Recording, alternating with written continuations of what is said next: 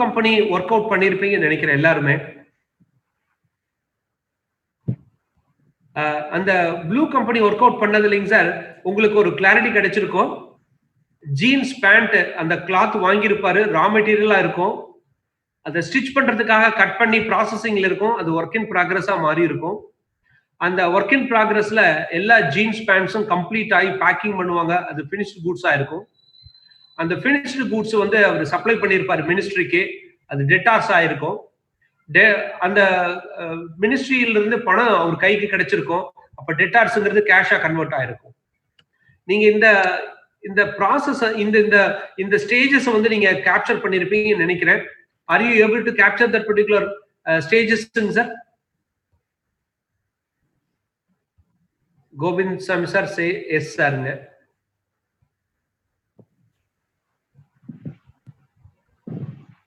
தனசங்கர் sir, Guna sir, sir நீங்க சொன்னீங்கன்னா தான் அடுத்து நான் ப்ரொசீட் பண்ண முடியும். இப்ப நான் கேட்கிற இது வந்து என்னன்னா, அதாவது ராமசாமி வந்து ஒரு மினிஸ்ட்ரிக்காக ஜீன்ஸ் பேண்ட் கான்ட்ராக்ட் எடுத்திருக்காரு. அவரு கிளாத் வாங்கியிருக்காரு. அந்த கிளாத் ரா மெட்டீரியலா காமிக்கிறோம். அந்த கிளாத் ரா மெட்டீரியலா முடிஞ்ச உடனே அந்த ஸ்டிச்சிங் ப்ராசஸ் போன உடனே அது ஒர்க் இன் ப்ராக்ரஸா மாறுது. ஒர்க் இன் ப்ராக்ரஸ் வந்து உங்களுக்கு ஃபினிஷ்டு கூட்ஸா மாறுது. ஃபினிஷ்டு கூட்ஸ் வந்துங்க சார் டெட்டார்ஸா மாறுது. எப்ப அவர் வந்து மினிஸ்ட்ரிக்கு வந்து சப்ளை பண்றாரோ அப்ப டெட்டார்ஸா மாறுதுங்க, அல்லது அக்கௌண்ட்ஸ் ரிசீவபிளா மாறுது. அதுக்கப்புறம் சப்சிக்வெண்டா அது வந்து கேஷா மாறிடுது. அப்ப பாத்தீங்கன்னா கேஷ்ல இருந்து மறுபடியும் கேஷா கன்வெர்ட் ஆகுதுங்க. இந்த அப்படியே இந்த ஃபுல் சைக்கிள் இருக்கு இல்லைங்களா, இந்த சைக்கிளுக்கு பேர் தாங்க சார் ஆப்ரேட்டிங் சைக்கிள். நல்லா குறிச்சுட்டுங்க வேணாலும். இந்த பர்டிகுலர் ப்ராசஸ் இப்ப நீங்க மறுபடியும் இந்த எக்ஸாம்பிள் எடுங்க. அதுல நீங்க ஒவ்வொன்றா ரெக்கார்ட் பண்ணிருப்பீங்க. கேஷ்ங்கிறது உங்க ஜீன்ஸ் கிளாத்தா இருந்திருக்கும். ஜீன்ஸ் கிளாத்ங்கிறது பேண்ட் ஸ்டிச்சிங் ப்ராசஸ்ல இருந்திருக்கும். பேண்ட் ஸ்டிச்சிங் ப்ராசஸ்ல இருக்கிறது ஃபினிஷ்டு கூட்ஸ் ஆயிருக்கும். ஃபினிஷ்டு கூட்ஸ் வந்து ரயில்வே மினிஸ்ட்ரிக்கு அனுப்பின உடனே டெட்டார்ஸ் ஆயிருக்கும் அல்லது அக்கௌண்ட்ஸ் ரிசீவபிள் ஆயிருக்கும். அந்த அக்கௌண்ட்ஸ் ரிசீவபிள் மறுபடியும் கேஷா கன்வெர்ட் ஆயிருக்குங்க. ஸோ இந்த இதை நீங்க எடுத்து பாத்தீங்கன்னா இந்த ப்ராசஸ்க்கு பேர் தாங்க சார் ஆப்ரேட்டிங் சைக்கிள்ங்க. இந்த ஆப்ரேட்டிங் சைக்கிள் இருக்கு இல்லைங்களா, இந்த ஆப்ரேட்டிங் சைக்கிளை எவ்வளோ குயிக்கா நீங்க பண்றீங்களோ. சரி, இப்போ ஒரு உதாரணத்துக்கு சார் நம்ம லென்த்தி பீரியட் எடுத்துட்டீங்கன்னா ஒரு வருஷத்துல நீங்க 5 தடவை பண்றீங்க இந்த ஆப்ரேட்டிங் சைக்கிளை. ஒரு கேஷ் மறுபடியும் கேஷா கன்வெர்ட் ஆகுறது ஒரு வருஷத்துல உங்களுக்கு 5 டைம் எடுக்குது. அதே நீங்க 5ங்கிறத 10 டைமா கன்வெர்ட் பண்ணீங்கன்னா ஆப்வியஸா வித் கிவன் அசட்ஸ்ல நீங்க அதிகம் டர்ன் ஓவர் பண்ணுவீங்க. ஆப்வியஸா உங்களுடைய அசட் டர்ன் ஓவர் கூடி போகும். நம்ம நேத்தே பார்த்தோம் ROI-ல ரிட்டர்ன் ஆன் இன்வெஸ்ட்மெண்ட்ஸ்ங்கிறது வந்து நம்ம முதல்ல ஃபர்ஸ்ட் ஸ்டேஜ் ஃபர்ஸ்ட் பைஃபர்கேஷன்ல பார்த்தங்க 2ங்க. ஒன்னு வந்து assets turn over, that is an asset எஃபிஷியன்சிங்க. ரெண்டாவது வந்துங்க profit margin, net profit ratio. So இப்போ உங்களுடைய இது என்ன ஆகும் அப்படின்னா இந்த டர்ன் ஓவர் கூட கூட இந்த சைக்கிள் ஆப்ரேட்டிங் சைக்கிளை எவ்வளவு ஷார்டன் பண்ணி நீங்க குயிக்கா டர்ன் அரவுண்ட் பண்றீங்களோ அந்த அளவுக்கு உங்களுடைய ரிட்டர்ன் ஆன் இன்வெஸ்ட்மெண்ட் கூட்டிகிட்டே போகுங்க. Provided all other things has been given as such. மற்றதும் நீங்க கூட்டினீங்கன்னா இன்னும் அதை மறுபடியும் கூட்டிகிட்டே வரணுங்க. ஆப்ரேட்டிங் சைக்கிள்ஸை நீங்க மறுபடியும் இன்னும் யூ ஹாவ் டு இன்க்ரீஸ் இட்டுங்க. சார் நான் இந்த சொன்ன கிளாரிட்டி, இந்த சொன்ன கிளாரிபிகேஷன்ஸ் ஓகேங்களா? இதுல ஏதாவது உங்களுக்கு டவுட்ஸ் இருக்குங்களா? ஓகே.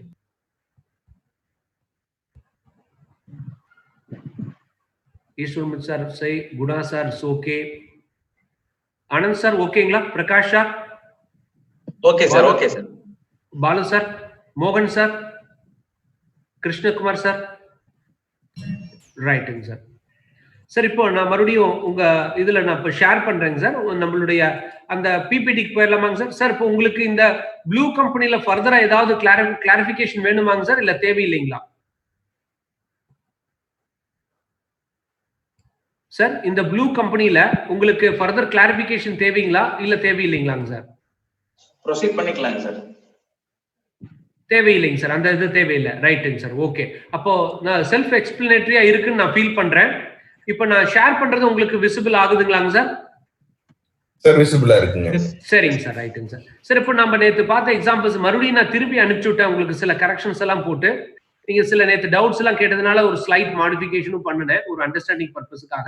அந்த நியூ காப்பி தான் நீங்க வாங்கி இப்போ ஓபன் பண்ணியிருப்பீங்கன்னு நினைக்கிறேன். I think so. சார் இப்போ வந்து இந்த ரீஅரேஞ்ச்மெண்ட்ஸ் ஆஃப் இன்கம் ஸ்டேட்மெண்ட் நம்ம நேற்று பார்த்தோம், ரீஅரேஞ்ச்மெண்ட்ஸ் ஆஃப் பேலன்ஸ் ஷீட் நம்ம பார்த்தோங்க சார். இதுல நம்ம ஃபர்ஸ்ட் என்ன பார்த்தோம்னா ரிட்டர்ன் ஆன் இன்வெஸ்ட்மெண்ட்னா என்னன்னு பார்த்தோம். இதை வந்து ரிட்டர்ன் ஆன் இன்வெஸ்ட்மெண்ட்ஸ் நீங்க எப்படி கால்குலேட் பண்றீங்கன்னா உங்களுடைய EBIT உங்க நெட் அசர்ட்ஸால டிவைட் பண்றீங்க. அது வந்து உங்களுக்கு ரிட்டர்ன் ஆன் இன்வெஸ்ட்மெண்ட்ஸ் எவ்வளவுன்னு சொல்லுது. அதாவது நீங்க போட்ட மொத்த முதலீட்டுக்கு எவ்வளவு ரிட்டர்ன் உங்களுக்கு கிடைச்சிருக்கு அப்படின்னு சொல்லி இங்க கால்குலேட் பண்றீங்க. சரி, நீங்க போட்ட மொத்த முதலீட்டுக்கு உங்களுக்கு என்ன ரிட்டர்ன் கிடைச்சிருக்குங்கிறத எப்படி நம்ம வந்து மறுபடியும் பைஃபர்கேட் பண்ணி ஒரு we can go inside ஒரு டீப்பா எப்படி நம்ம பார்க்கலாம் அப்படின்னாங்க அசெட்ஸ் டர்ன்ஓவர் நெட் ப்ராஃபிட் மார்ஜின்ங்க. இந்த assets turnover net profit margin நம்ம பார்க்கக்கூடிய கோணம் எதுக்கு நமக்கு உபயோகம் ஆகும்னு சொன்னாங்க. நான் நேற்று வந்து அடுத்த ஸ்லைட்ஸ்ல காமிச்சேன். நம்ம மெடிக்கல் எக்ஸாம்பிள்ஸ் எடுத்துக்கிட்டேங்க. மெடிக்கல் ஸ்டோர்ஸ்ல ஆக்சுவலா எனக்கு 16.67% லாபம் இருக்கு. அந்த லாபத்தை நான் 10% குறைத்தேன்னா எனக்கு எவ்வளவு டர்ன் ஓவர் இன்க்ரீஸ் பண்ணணும்னா எனக்கு இந்த சேம் ரிட்டர்ன் ஆன் இன்வெஸ்ட்மெண்ட் எனக்கு கிடைக்கும். மினிமம் எனக்கு சேம் ஆசெட்ஸ் அப்படின்னு பாத்தீங்கன்னா 3.3 டைம்ஸ் நீங்க வந்து உங்களுடைய டர்ன் ஓவரை இன்க்ரீஸ் பண்ணணும்னா நீங்க உங்களுடைய ப்ராஃபிட் மார்ஜினை 16.67% 10% குறைக்கும் பட்சத்தில் உங்க டர்ன் ஓவர் 3.3 டைம்ஸ் ஆகும் பட்சத்தில் உங்களுடைய ரிட்டர்ன் ஆன் இன்வெஸ்ட்மெண்ட்ஸ் வந்து சேமா தான் இருக்கும். ஒரு கால் நீங்க இந்த ப்ராஃபிட் மார்ஜினை குறைக்கிறதுனால நிறைய கஸ்டமர்ஸ் அட்ராக்ட் பண்ணி இந்த டர்ன் ஓவர் நீங்க இன்க்ரீஸ் பண்ணுனீங்கன்னு வச்சுக்கோங்களேன், ஆப்வியஸா உங்களுடைய ரிட்டர்ன் ஆன் இன்வெஸ்ட்மெண்ட் கூடும். ஒரு உதாரணத்துக்கு இங்க 2 டைம்ஸ் இருக்கக்கூடிய இந்த டர்ன் ஓவர் இந்த இடத்துல உங்களுக்கு 5 டைம்ஸ் ஆகுது. இந்த மார்ஜினை நீங்க குறைச்சதுனால ஒரு உதாரணத்துக்கு அட்வர்டைஸ்மெண்ட் கொடுக்குறீங்க, அப்ப ஆட்டோமேட்டிக்கா உங்க மார்ஜின் குறையும். அல்லது சேல்ஸ் கமிஷன் கொடுக்குறீங்க, உங்க மார்ஜின் குறையுது. இல்ல ஸ்ட்ரெயிட்டாவே கஸ்டமருக்கு டிஸ்கவுண்ட்ஸ் கொடுக்குறீங்க, உங்க மார்ஜின் குறையுது. இது எந்த ஒரு இனிஷியேட்டிவுமே உங்க டர்ன் ஓவரை கூட்டும் பட்சத்தில் அதிகபட்சமாக. அப்ப இந்த இடத்துல பாத்தீங்கன்னா இந்த 6.67% நீங்க குறைக்கிறது வந்து 3.3 டைம்ஸ் வர வரைக்கும் அதே தான் உங்களுக்கு ரிட்டர்ன் கிடைக்கும்.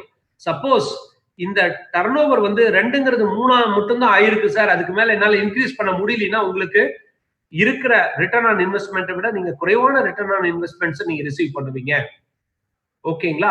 சோ அப்போ எப்போ வந்து நான் வந்து இந்த மாதிரியான ஒரு இனிஷியேட்டிவ்ஸ் எடுக்கணும் அப்படின்னா இந்த மாதிரி ஒரு கஸ்டமருக்கு டிஸ்கவுண்ட் கொடுக்கறதுனாலயோ அல்லது சேல்ஸ்மேனுக்கு வந்து நான் ஒரு கமிஷன் கொடுக்கறதுனாலயோ அல்லது அட்வர்டைஸ்மெண்ட் கொடுக்கறதுனாலயோ என்னுடைய ப்ராஃபிட் மார்ஜின் குறையும் பட்சத்திலும் கூட என்னுடைய டர்ன் ஓவர் கூடும் பட்சத்தில் என்னுடைய ஓவரால் ரிட்டர்ன் ஆன் இன்வெஸ்ட்மெண்ட் கூடும். இதுதான் கான்செப்டுங்க. அப்போ இதை வந்து நீங்க மனசுல எப்பயுமே வச்சிருக்கணும். அப்போ வந்து நீங்க இந்த இடத்துல வந்து நம்ம வந்து மார்ஜின் நெட் ப்ராஃபிட் மார்ஜின் நம்ம என்ன சொல்றோங்க சார், EBIT நெட் சேல்ஸுங்க. அப்ப எப்ப EBIT குறையும் சார், உங்களுடைய EBIT வந்து உங்களுடைய அட்மினிஸ்ட்ரேட்டிவ் எக்ஸ்பெண்டிச்சர்ஸ் கூடும் பட்சத்தில், செல்லிங் எக்ஸ்பெண்டிச்சர் கூடும் பட்சத்தில், டிஸ்ட்ரிபியூஷன் எக்ஸ்பெண்டிச்சர் கூடும் பட்சத்தில் இதெல்லாமே உங்களுக்கு வந்து இந்த வாய்ப்புகள் வரும். அதாவது குறையறதுக்கு உண்டான வாய்ப்புகள் வருங்க. சரி, இப்போ நம்ம இந்த 2 பைஃபர்கேஷனை தவிர்த்து நம்ம நேற்று மறுபடியும் இன்னொரு டீடைல்ல உள்ள போய் பார்த்தோம். என்ன பார்த்தோம் அப்படின்னா இந்த ரிட்டர்ன் ஆன் இன்வெஸ்ட்மெண்ட்ஸை மறுபடியும் நம்ம ஒரு சப் கிளாஸிஃபை பண்ணலாம். எப்படி சப் கிளாஸிஃபை பண்ணலாங்க? Asset efficiency, production efficiency, admin எஃபிஷியன்சிங்க. இந்த 3ஐயும் நீங்க மல்டிப்ளை பண்ணாலும் உங்களுக்கு கிடைக்கக்கூடியது ரிட்டர்ன் ஆன் இன்வெஸ்ட்மெண்ட் தாங்க. இப்ப இந்த ஃபார்முலா இருக்கு இல்லைங்களா, இந்த ஃபார்முலால இருக்கிறத பாருங்க. இந்த இடத்துல நெட் சேல்ஸ் இருக்கு இல்லைங்களா, இந்த நெட் சேல்ஸும் இந்த ஃபார்முலால இருக்கக்கூடிய டினாமினேட்டர் இருக்க நெட் சேல்ஸும் கேன்சல் ஆயிடுங்க. அப்புறம் பாருங்க இந்த கிராஸ் ப்ராஃபிட்டும் இந்த காம்பனன்ட்ல இருக்க கிராஸ் ப்ராஃபிட், இது நியூமரேட்டர் இது டினாமினேட்டர், ரெண்டும் கேன்சல் ஆயிடும். அப்ப மீதி இருக்கிறது பாத்தீங்கன்னா என்ன இருக்குன்னு பாத்தீங்கன்னா உங்களுக்கு நெட் அசெட்ஸ் இருக்கும், EBIT இருக்கும். இந்த ஃபார்முலாவை நீங்க ஈக்குவேட் பண்ணுனீங்கன்னா ஓகேங்களா, கேன்சல் பண்ணிட்டே வந்தீங்கன்னா இப்போ ஒரு உதாரணத்துக்கு வந்துங்க, இப்போ என்ன ஆயிடுங்க, இப்போ நான் காமிக்கிறேன் பாருங்க.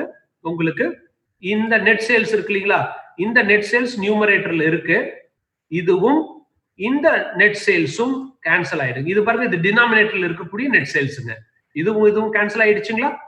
அடுத்தது பாருங்க, இந்த கிராஸ் ப்ராஃபிட் டினாமினேட்டர்ல இருக்குங்களா, இதுவும் நியூமரேட்டர்ல இருக்கக்கூடிய கிராஸ் ப்ராஃபிட்டும் கேன்சல் ஆயிடுங்க. அப்ப மீதி இருக்கக்கூடிய ரெண்டு விஷயம் என்ன பாருங்க, நியூமரேட்டர்ல EBIT, டினாமினேட்டர்ல நெட் அசெட்ஸ்ங்க. நம்ம முன்னாடி பார்த்தோம் ROIக்கு என்ன ஃபார்முலா பார்த்தங்க, ROIங்கிறது என்னங்க, EBIT divided by net sales அப்படின்னு பார்த்தோம். பாருங்க, இப்ப இந்த ஃபார்முலால இது எல்லாமே கேன்சல் ஆனதுக்கு அப்புறம் உங்களுக்கு கிடைக்கக்கூடியது என்னதுங்க, EBIT divided by net sales தான் கிடைக்குது. சோ அப்போ இந்த ஃபார்முலாவை நீங்க இந்த மாதிரி விஷுவலைஸ் பண்ணலாம். எப்படி விஷுவலைஸ் பண்ணலாம்? Asset efficiency production efficiency, admin efficiency. Asset efficiency எப்படி நீங்க கூட்டலாங்க? கொடுக்கப்பட்ட சொத்தை மூலமாக அதிகமான சேல்ஸ் நீங்க பண்ண அல்லது உங்க தேவையில்லாத சொத்துக்களை எல்லாம் ரிமூவ் பண்ணிட்டு உங்க சேல்ஸ அப்படியே மெயின்டைன் பண்ணீங்கனாலோ அல்லது அதிகரிச்சாலோ உங்க அசெட் எஃபிஷியன்சி கூடிடும். உங்க அசெட் எஃபிஷியன்சி ரெண்டு வகையில கூட்டலாங்க. ஒண்ணு, கொடுக்கப்பட்ட சொத்துக்கு இன்னும் அதிகபட்சமான சேல்ஸ் நீங்க கொண்டாடுறது, அல்லது கொடுக்கப்பட்ட சேல்ஸுக்கு குறைஞ்சபட்ச அசெட்ஸ் நீங்க கீப் அப் பண்ணிக்கிறது, தேவையில்லாத அசெட்ஸ் எல்லாம் ரிமூவ் பண்ணிடுறது. ரெண்டுல ஏதோ ஒரு வகையில நீங்க அப்ரோச்ல நீங்க அதை வந்து மெயின் இதை அச்சீவ் பண்ண முடியும், அசெட் எஃபிஷியன்சிங்க. அதே மாதிரி ப்ரொடக்ஷன் எஃபிஷியன்சி அப்படிங்கிறது என்னன்னு பாத்தீங்க அப்படின்னா, உங்க ஒவ்வொரு ரூபாய் சேல்ஸுக்கும் என்ன கிராஸ் ப்ராஃபிட் கிடைக்குது. அப்ப சேல்ஸ்ல இருந்து நீங்க என்ன கழிச்சீங்கன்னா கிராஸ் ப்ராஃபிட் கிடைக்குங்க? சேல்ஸ்ல இருந்து காஸ்ட் ஆஃப் கூட்ஸ் சோல்டு, அதாவது உங்க ட்ரேடிங் எக்ஸ்பெண்டிச்சர்ஸ் அல்லது மேனுஃபேக்சரிங் எக்ஸ்பெண்டிச்சர்ஸ் அல்லது உங்களுடைய ப்ரொக்யூர்மெண்ட் அண்ட் ப்ரிசர்விங் எக்ஸ்பெண்டிச்சர்ஸ், இதெல்லாம் நீங்க கழிச்சதுன்னா கிடைக்கிறதா உங்க கிராஸ் ப்ராஃபிட்டுங்க. அப்ப அது எந்த அளவுக்கு நீங்க உங்க மேனுஃபேக்சரிங் எக்ஸ்பெண்டிச்சர்ஸை குறைக்கிறீங்களோ அந்த அளவுக்கு உங்க கிராஸ் ப்ராஃபிட் கூடும். சோ அது வந்து ப்ரொடக்ஷன் எஃபிஷியன்சிங்க. That it talks about production எஃபிஷியன்சிங்க. சரி, அடுத்தது அட்மின் எஃபிஷியன்சிங்கிறது என்னதுங்க? அட்மின் எஃபிஷியன்சி அப்படிங்கிறது என்னன்னு பாத்தீங்கன்னா, நீங்க வந்து உங்க கிராஸ் ப்ராஃபிட்ல இருந்து நீங்க உங்க அட்மினிஸ்ட்ரேட்டிவ் எக்ஸ்பெண்டிச்சர்ஸை கழிக்கிறீங்க, உங்களுடைய செல்லிங் எக்ஸ்பெண்டிச்சர்ஸை கழிக்கிறீங்க, உங்க டிஸ்ட்ரிபியூஷன் எக்ஸ்பெண்டிச்சர்ஸை கழிக்கிறீங்க. சரி, இப்போ அந்த administrative expenditure, selling expenditure, distribution எக்ஸ்பெண்டிச்சர்ஸை நீங்க குறைக்கும் பட்சத்தில் ஆட்டோமேட்டிக்கா உங்களுடைய அட்மினிஸ்ட்ரேட்டிவ் எஃபிஷியன்சி கூடுங்க. ஓகேங்களா? அப்ப நான் சொன்ன மாதிரி கிவன் சேல்ஸுக்கு அட்மினிஸ்ட்ரேட்டிவ் எக்ஸ்பெண்டிச்சர்ஸை குறைக்கலாம், அல்லது கொடுக்கப்பட்ட அட்மினிஸ்ட்ரேட்டிவ் எக்ஸ்பெண்டிச்சர்ஸுக்கு அதிகபட்ச சேல்ஸ் நீங்க கொண்டாடலாம். எப்படி வேணாலும் நீங்க உங்க டார்கெட்டை நீங்க அச்சீவ் பண்ணலாம். சோ அப்ப இந்த 3 எஃபிஷியன்சியும் தான் உங்களுடைய மனக்கண்ணுல ஓடணும். எப்பயுமே எப்போ ஒரு டிசிஷன் நீங்க எடுத்தீங்கனாலும், ஒரு சொத்து வாங்கலாமா வேண்டாமா, இது தேவையா தேவையில்லையா, மேனுஃபேக்சரிங் எக்ஸ்பெண்டிச்சர் எந்தெந்த வகையில எல்லாம் நான் மேனுஃபேக்சரிங் எக்ஸ்பெண்டிச்சர்ஸை குறைக்க முடியும், எந்தெந்த வகையில எல்லாம் நான் அட்மினிஸ்ட்ரேட்டிவ் எக்ஸ்பெண்டிச்சர் குறைக்கலாம், அல்லது அதே எக்ஸ்பெண்டிச்சர்ஸை நான் மெயின்டைன் பண்ணிட்டு எப்படி என் சேல்ஸ் இன்க்ரீஸ் பண்ணலாம். இந்த இதுதாங்க இந்த 3 விஷுவலைசேஷனும் தான் உங்களுக்கு வந்து that will give a great insight for யூங்க. இப்போ அதுக்குண்டான கால்குலேஷன்ஸையும் நான் ரன் பண்ணி காமிச்சிருக்கேங்க. இப்போ இந்த இன்டர்பிரிட்டேஷன்ஸுக்கு முன்னாடிங்க உங்கள்கிட்ட நான் சில விஷயங்கள் கேட்டுக்கிறேன். இப்போ நான் கொடுத்த எக்ஸ்பிளனேஷன் உங்களுக்கு கிளாரிட்டி கொடுத்துருக்குங்களா?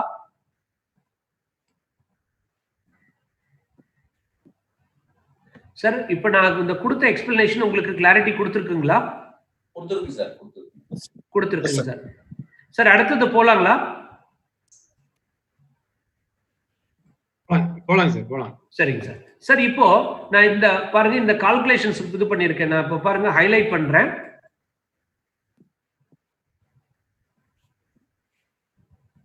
சார், இப்போ நான் இது வந்து ஹைலைட் பண்றேன் பாருங்க. இப்போ நாங்க பாருங்க சார் கால்குலேட் பண்ணிருக்கோம். இந்த ஃபர்ஸ்ட் காம்போனன்ட் என்னங்க? யாராவது ஒருத்தர் சொல்ல முடியுங்களா? இந்த 2ங்கறத எதை மென்ஷன் பண்ணுது தெரியுங்களா? Asset efficiency sir. அப்ப வந்து 2 டைம்ஸ்ங்க. இத வந்து டைம்ஸ்ல சொல்றேன், 2 டைம்ஸ்ங்க. ஓகேங்களா? அடுத்ததுங்க இந்த 0.25ங்கிறது என்ன தெரியுங்களா? Production efficiency. ப்ரொடக்ஷன் எஃபிஷியன்சி இது எப்படி இன்டர்பிரேட் பண்ணுவீங்க? How many times of net sales? நோங்க சார், டைம்ஸ்ல சொல்ல கூடாது சார். ஆமா, கரெக்ட்டுங்க. பக்கா அடிச்சிட்டீங்க. யார் சொன்னதுங்க சார்? கோவிந்த் சார். சார் பக்கா.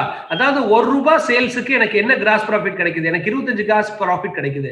அந்த 25 காசை நான் 30 காசா எப்படி மாத்த முடியும்? 35 காசா எப்படி மாத்த முடியும்? 40 காசா எப்படி மாத்த முடியும்? இதுல உங்களுடைய திறமையை காமிக்கும் பட்சத்தில் ஆட்டோமேட்டிக்கா உங்க ப்ரொடக்ஷன் எஃபிஷியன்சி கூட்டிடும் சார். உங்க ப்ரொக்யூர்மெண்ட் காஸ்ட்டை குறைக்கிறது, உங்க ப்ரிசர்வேஷன் காஸ்ட்டை குறைக்கிறது, இந்த மாதிரி காஸ்ட்டை குறைக்கும் வகையில செல்லிங் பிரைஸ் நீங்க கூட்டுனீங்கனாலும் உங்களுக்கு இது கிடைக்கும். புரியுதுங்களா? செல்லிங் பிரைஸ் இன்க்ரீஸ் பண்றது மூலமும் ஜிபியை கூட்ட முடியும். செல்லிங் பிரைஸை கூட்டாமலே உங்களுடைய ப்ரொடக்ஷன் காஸ்ட் எல்லாம் குறைக்கும் பட்சத்திலும் உங்க ஜிபியை கூட்ட முடியும். எது சாத்தியம்ங்கிறது நீங்க வந்து எக்ஸ்ப்ளோர் பண்ணி இந்த 25 காசுங்கிறத 35 காசா மாத்துறீங்கன்னா உங்களுடைய எஃபிஷியன்சி கூடும். அடுத்ததுங்க சார், இந்த 0.67ங்கிறது என்னதுங்க சார்? அட்மின் எஃபிஷியன்சிங்க சார். சார், இதை எப்படி இன்டர்பிரேட் பண்ணலாங்க? அதே மாதிரி தான் சார். 1 ரூபாய்க்கு எவ்வளவு? 1 ரூபாங்கிறது என்னங்க சார் இந்த இடத்துல? Gross profit. 1 ரூபா கிராஸ் ப்ராஃபிட்டுக்கு எனக்கு எவ்வளவு ஏர்னிங்ஸ் இபிஐடி எனக்கு கிடைக்குதுங்க சார்? 67 காசு இபிஐடி கிடைக்குது இல்லைங்களாங்க சார்? ஆமா. அப்ப வந்து இன்னும் அதிகமாக ஆக ₹1 கிராஸ் ப்ராஃபிட்டுக்கு எனக்கு 90 காசு கிடைச்சா இன்னும் பெட்டர். ₹1 கிராஸ் ப்ராஃபிட்டுக்கு 80 காசு கிடைச்சா பெட்டர். சோ அப்ப அதை எப்படி நான் இதை அச்சீவ் பண்ண முடியுங்க?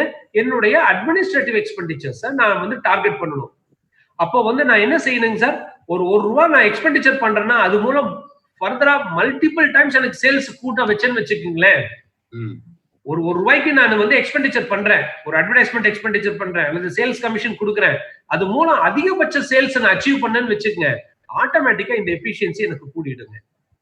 இதை நீங்க என்ன பண்ணணும்? நிதானமா நீங்க சிந்திச்சு பாருங்க. உங்களுடைய இதுல எப்படி செய்ய முடியும், எப்படி இந்த இதை வந்து நான் இன்க்ரீஸ் பண்ண முடியும், நான் நியூமரேட்டரை அட்ரஸ் பண்றதா, டினாமினேட்டர் அட்ரஸ் பண்றதா, எந்தெந்த வகைகள் எல்லாம் நான் பண்ண முடியும் அப்படிங்கறது நீங்க பிரெயின் ஸ்டார்ம் பண்ணுனீங்கன்னா, உங்களுடைய ஸ்வாட் அனாலிசிஸ் இந்த இடத்துல நீங்க கொண்டாந்தீங்கன்னா தாராளமாக இந்த 0.667ங்கிறத நீங்க 0.7 கொண்டாட முடியும், 0.8 கொண்டாட முடியும். சார் ஒரு டவுட்ங்க சார். சொல்லுங்க சார். இப்போ நீங்க அட்மின் எஃபிஷியன்சில 0.667 கொடுத்தீங்க இல்லையா? ஆமாங்க சார். அப்போ அது -1 பண்ணோம்னா அது என்னங்க சார்? சார் அந்த 1 - 0.667 அப்படிங்கிறது வந்துங்க சார் மீதி இருக்கக்கூடிய உங்க அட்மினிஸ்ட்ரேட்டிவ் எக்ஸ்பெண்டிச்சர்ஸ்னுடைய போர்ஷனுங்க. Okay okay. அப்போ அதாவது 33% உங்களுக்கு இதுல போயிடுதுங்க சார். ₹1 ஜிபி வருதுன்னு வச்சுங்க சார். ₹1 கிராஸ் ப்ராஃபிட் வந்துச்சுன்னா 33 காசு உங்களுக்கு எக்ஸ்பெண்டிச்சர்ல போயிடுது, மீதி 67 காசு உங்களுக்கு EBIT-யா வருது உங்களுக்கு கைக்கு. அந்த அந்த மிச்சம் இருக்கிற 0.33 வந்து அட்வர்டைஸ்மென்ட்ஸ். அட்வர்டைஸ்மென்ட் இல்லைங்க sir, administrative, selling and distribution expenditures. ரைட்டுங்க. அதே மாதிரி இது முந்திர இந்த 3 ப்ரொடக்ஷன் மிஷன்ல இந்த இடத்துலங்க சார் அந்த 1 - 0.25 இருக்கு இல்லீங்களா? அந்த ₹1 சேல்ஸுக்குங்க சார் 75 காசு உங்களுடைய மேனுஃபேக்சரிங் எக்ஸ்பெண்டிச்சர் போயிருது, மீதி 25 காசு உங்க கைக்கு வருது. மீதி 20 காசு வந்து கிராஸ் ப்ராஃபிட் வருது. ஆமா, கிராஸ் ப்ராஃபிட் அதாங்க சார். நம்ம அந்த ஸ்டேட்மென்ட்ல பாருங்க சார், அப்படிதானே வரும். Right right. இதுல இப்படி புரிஞ்சுக்கணும். நான் RP மாடல் அழகா கேட்ட சொன்னாருங்க. சரி. சேல்ஸ்ல காவாசி இப்ப கிராஸ் ப்ராஃபிட் இருக்குங்க. ஆமாங்க சார், காவாசி தான் இருக்கு. மீதி முக்காவாசி வந்து ப்ரொடக்ஷன் காஸ்ட் இருக்கு. ஆமாங்க சார். ஆமாங்க சார். இது எப்படி நான் இன்க்ரீஸ் பண்றது அப்படிங்கறத வந்து நம்ம எக்ஸ்ப்ளோர் பண்ணலாங்க சார். ஒண்ணு வந்து சேம் எக்ஸ்பெண்டிச்சருக்கு என்ன சேல்ஸை கூட்ட முடியுமா, இல்ல என்னென்ன செலவினங்கள்லாம் நான் குறைக்க முடியும் சேல்ஸை பாதிக்காம. இப்போ ஒரு செலவு நான் குறைக்கிறதுனால சேல்ஸ் பாதிச்சுன்னு வச்சுங்க சார், அப்ப ஆப்வியஸா என்ன ஆயிடுங்க சார் உங்களுக்கு இந்த இதுவும் கீழே வந்துடும் உங்களுக்கு. அதாவது ஒரு செலவினங்களை நான் குறைக்கிறேன், நான் இது வந்து இன்க்ரீஸ் பண்ணணும் அப்படிங்கும் போது அந்த செலவினம் உங்களுக்கு வந்து சப்போர்ட் பண்ணல அப்படின்னா உங்க சேல்ஸ் குறையுதுன்னு வச்சுக்கோங்க சார். அப்போ வந்து என்ன ஆயிடுங்க சார், இந்த ரேஷியோவும் குறையும். ஒரு உதாரணத்துக்கு இந்த இதை எடுத்துக்கலாங்க சார், நம்ம அட்மினிஸ்ட்ரேட்டிவ் எஃபிஷியன்சி எடுத்துக்கலாங்க சார். சரி, எதுக்குப்பா தேவையில்லாம அட்வர்டைஸ்மெண்ட் செலவை குறை, நான் இதை இன்க்ரீஸ் பண்ணணும்னு நீங்க எதிர்பார்க்கறீங்க என்னங்க சார்? அதாவது நீங்க வந்து இந்த ரேஷியோவை இன்க்ரீஸ் பண்றதுக்காக உங்க அட்வர்டைஸ்மெண்ட் எக்ஸ்பெண்டிச்சர் குறைக்கிறீங்க. அப்படி குறைக்கும் பட்சத்தில் சேல்ஸ் குறையாம இருந்தால் உங்களுக்கு இந்த ரேஷியோ கூடுங்க. சப்போஸ் சேல்ஸும் குறைஞ்சதுன்னாங்க இந்த ரேஷியோ குறைஞ்சிடும், கூடாது. ஒரு எக்ஸ்பெண்டிச்சரை குறைக்கிறதுனால ஜஸ்ட் லைக் தட் ரேஷியோ கூடாதுங்க, provided you have to maintain the sales.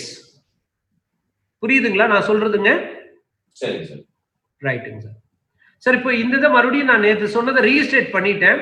இன்னமேற்பட்டு நீங்க ரிட்டர்ன் ஆன் இன்வெஸ்ட்மெண்ட் அப்படின்னு நீங்க பேசும்போதெல்லாம் நீங்க இந்த 3 ஆஸ்பெக்ட்ஸ் நீங்க வந்து மனசுல திங்க் பண்ண ஆரம்பிக்கணுங்க. உங்களுடைய ஒவ்வொரு டிசிஷன்லயும் நீங்க இதை வந்து விஷுவலைஸ் பண்ணி உங்களுடைய டிசிஷன்ல உள்ள கொண்டாடணும். இது வந்து மியர் கால்குலேஷன்ஸ் கிடையாதுங்க சார். உங்க அக்கௌண்டிங் புக்ல இருந்து ஒரு ஹிஸ்டாரிக்கல் டேட்டா எடுத்து அனலைஸ் பண்ணி ஆஹா நான் இதை போட்டு பார்த்திருக்கேன் அப்படிங்கிறது வந்து ஒரு பக்கம், அதுவும் தேவை சார், அது தேவை. அதை விட என்ன தேவை அப்படின்னா நீங்க இப்போ ஒவ்வொரு முடிவுகள் எடுக்கிறீங்க இல்லைங்களா, நான் இந்த சொத்தை வாங்கலாமா வேண்டாமா, ஓகேங்களா, நான் இந்த செலவை செய்யலாமா வேண்டாமா, இப்படி நீங்க ஒவ்வொரு முடிவுகள் எடுக்கிறீங்க இல்லையா உங்க பிசினஸ்ல, அந்த முடிவுகள் எடுக்கும் போது அந்த முடிவுகள் இந்த 3 எஃபிஷியன்சியோட எப்படி தொடர்பு கொண்டு இருக்குது, என்னென்ன விளைவுகளை ஏற்படுத்தும் அப்படிங்கிற அந்த அதாவது அந்த இன்சைட்டோட நீங்க வந்து டிசிஷன் எடுத்தீங்கன்னா that it will be a prompt decision. ஒரு தெளிவான முடிவாக இருக்கும் சார். நான் அடுத்தது போலாங்களா? போலாம் சார். சரிங்க சார். அடுத்தது பாத்தீங்கன்னா சார் ரிட்டர்ன் ஆன் ஈக்விட்டி அப்படின்னு நம்ம சொல்றோங்க சார். இப்ப இந்த ரிட்டர்ன் ஆன் ஈக்விட்டிங்கிறது வந்து என்னன்னாங்க சார், முன்னாடி நம்ம வந்து ரிட்டர்ன் ஆன் இன்வெஸ்ட்மெண்ட்னு பார்த்ததுங்க சார், நான் போட்ட மொத்த முதலீட்டுக்கு எனக்கு என்ன லாபம் கிடைச்சதுன்னு பார்த்தோங்க சார். நான் போட்ட மொத்த முதலீட்டுக்கு என்ன லாபம்னு நம்ம பார்த்தோங்க சார். ஆனா இப்ப நம்ம என்ன பண்றோம், இப்ப நம்ம ஆஸ் அ ஓனர், சரிப்பா அதெல்லாம் விடு, இவ்வளவு கடன் எல்லாம் வாங்கியிருக்கேன், இதெல்லாம் கொடுத்ததெல்லாம் போக மீதி நான் போட்ட முதலீடுக்கு என்னையா கிடைச்சிருக்கு அப்படின்னு நீங்க ஆஸ் அ ஓனர் நீங்க கேக்குறீங்க. அப்படி நீங்க கேட்கும் பட்சத்தில் அதுக்கு பேர் என்னன்னாங்க ரிட்டர்ன் ஆன் ஈக்விட்டி. சார் நான் கொடுத்த எக்ஸ்பிளனேஷன் இப்ப உங்களுக்கு புரிஞ்சிருக்குங்களா? எஸ் எஸ் சரிங்க சார். சார் இப்ப ரிட்டர்ன் ஆன் ஈக்விட்டி எப்படி நீங்க கால்குலேட் பண்ணுவீங்கன்னா இதான் ஃபார்முலா. அங்க பாருங்க சார், நான் சர்க்கிள் பண்ணி காமிக்கிறேன் பாருங்க. ப்ராஃபிட் ஆஃப்டர் டாக்ஸ்ங்க, அதை எதால டிவைட் பண்றீங்க? நெட் ஒர்த்தால டிவைட் பண்றீங்க. ஓகேங்களாங்க சார்?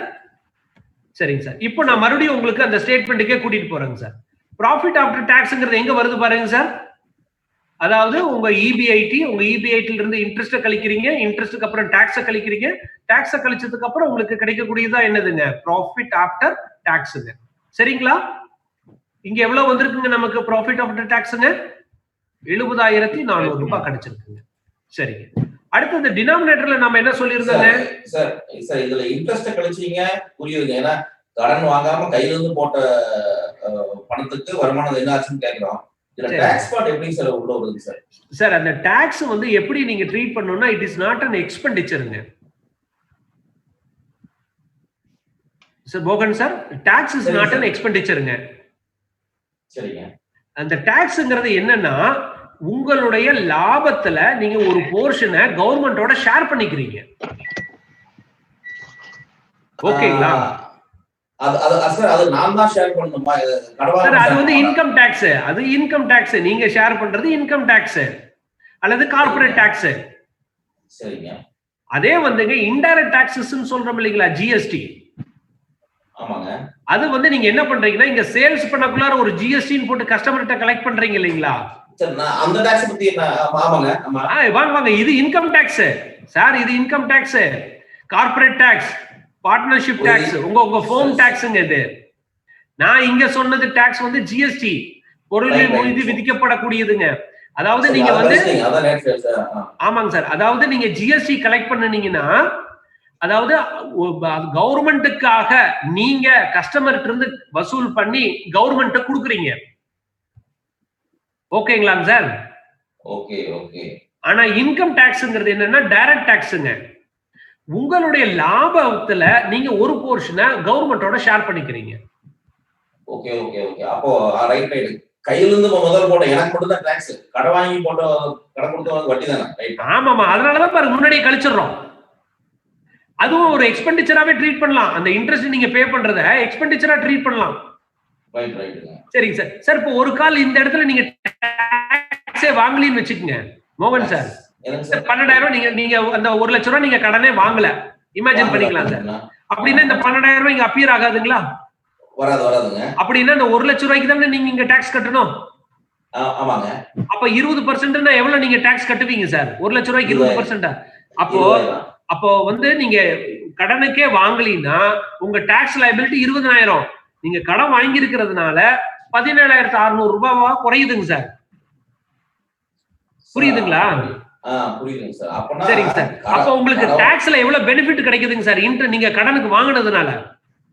கடன் வாங்கினா வட்டி 12%, கடன் வாங்காட்டி டாக்ஸ் 20%. அப்ப கடன் வாங்கதான் பரவாயில்லைமா இருக்குங்களா சார்? அப்படி கிடையாது, அப்படி கிடையாது. அப்படி இன்டர்பிரேட் பண்ணாதீங்க, தவறு. அதாவது இன்ட்ரெஸ்ட் வந்து நீங்க எக்ஸ்பெண்டிச்சரா ரைட் ஆஃப் பண்றதுனால உங்க டாக்ஸ் லைபிலிட்டி குறையுது. ஆக்சுவலா உங்களுக்கு 20,000 ரூபாய் வர வேண்டிய இடத்துல இன்ட்ரெஸ்ட் 12,000 ரூபாய் நீங்க கழிச்சிட்டதுனால 17,600 ரூபாய் நீங்க டாக்ஸ் கட்டுறீங்க. அப்ப உங்களுக்கு எவ்வளவு கிடைக்குதுங்க சார் பெனிஃபிட்? 2,400 ரூபாய் டாக்ஸ் பெனிஃபிட் கிடைக்குது. சரிங்க சார். அப்ப அந்த 2,400 ரூபாய் இன்ட்ரெஸ்ட்ல இருந்து கழிச்சிடுங்க சார். அந்த 2,400 12,000 இருந்து கழிச்சிடுங்க.